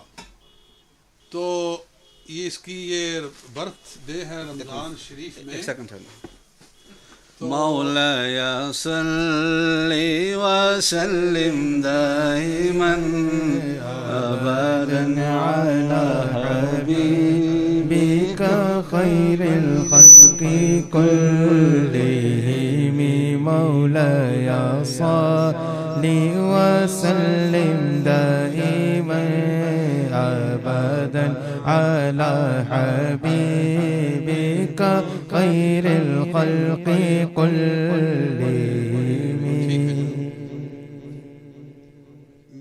بچے کے لیے دعائے خیر کرتا ہوں. اللہم صلی علی سیدنا مولانا محمد وعلی آل سیدنا مولانا محمد وبارک وسلم. اے رب قدوس تو اس بیٹے سعد کو جس کا نام سعد ہے، اے اللہ اسے سعادت والا بنا دے، اسے سعادت مند بنا دے، اور اسے حافظ قرآن بنا، اسے عالم دین بنا، اسے مبلغ اسلام بنا، رسول پاک صلی اللہ علیہ وسلم کے دین کا وارث بنا، آپ کے دین کا پہرے دار بنا، اس سے دین کا کام لے یا اللہ. اور تو سب کے لیے ہم دعا کرتے ہیں کہ جو بھی اس نعمت کے منتظر ہیں اس نعمت سے ان کو بہرہ فرما. اور اے اللہ تو ہماری آنے والی نسلوں کو دین پر استقامت عطا فرما. اور یہ اس کا والد عمیر میرا بیٹا، اس کے لیے بھی دعا ہے اللہ تو اس سے دین کا کام لے زیادہ سے زیادہ. میں نے اپنی اولاد کو دین سکھایا ہے، دین پڑھایا ہے، اے اللہ ان کو ہمیشہ دین پر استقامت عطا فرما. اور تو ہمیں دین کا پکا سچا وفادار بنا دے، اور جو کچھ ہم دین کے لیے محنت کرتے ہیں اس کو قبول و منظور فرما. وصلی اللہ علی حبیبہ محمد وآلہ وصحبہ اجمعین برحمتک یا ارحم الراحمین. محبت میں اپنی گمایا الہی نہ پاؤں میں اپنا پتا یا الہی. محبت میں اپنی گمایا الہی نہ پاؤں میں اپنا پتا یا الہی. رہوں مست و بے خود میں تیری ولا میں، رہوں مست و بے خود میں تیری ولا میں. پلا جام ایسا پلایا الہی، پلا جام ایسا پلایا الہی، پلا جام ایسا پلایا الہی. میرے اشک بہتے رہے کاش ہر دم، میرے اشک بہتے رہے کاش ہر دم. تیرے خوف سے یا خدایا الہی، تیرے خوف سے یا خدا یا الہی، تیرے خوف سے یا خدایا. تیرے خوف سے تیرے در سے ہمیشہ، تیرے خوف سے تیرے در سے ہمیشہ میں تھر تھر رہوں کانپتا یا الہی، میں تھر تھر رہوں کانپتا یا الہی، میں تھر تھر رہوں کانپتا یا الہی. تو اپنی ولایت کی خیرات دے دے، تو اپنی ولایت کی خیرات دے دے. میرے غوث کا واسطہ یا الہی، میرے غوث کا واسطہ یا الہی، میرے غوث کا واسطہ الہی. مسلمان ہے عطار تیری عطا سے، مسلمان ہے عطار تیری عطا سے.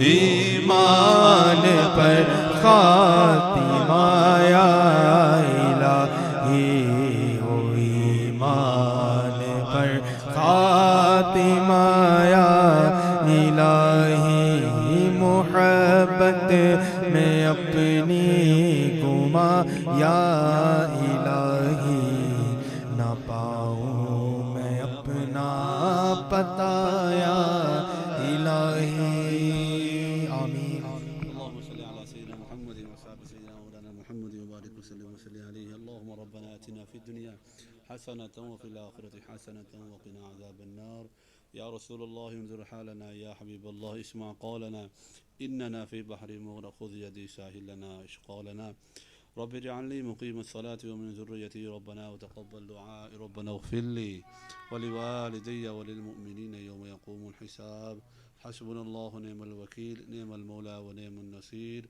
وصلى الله على خير خلقه محمد وعلى آله وصحبه أجمعين برحمتك يا أرحم الراحمين لا إله إلا أنت سبحانك یہ ہے نوید رمضان یہ ہے نوید رمضان نوید رمضان یہ ہے نوید رمضان یہ ہے نوید رمضان رب کا مہمان ہے یہ ہم پر احسان ہے یہ رب کا مہمان ہے یہ ہم پر احسان ہے یہ کر لو عبادت تم رب کا ہے فرمان یہ ہے نوید رمضان یہ ہے نوید رمضان نوید رمضان یہ ہے نوید رمضان یہ ہے نوید رمضان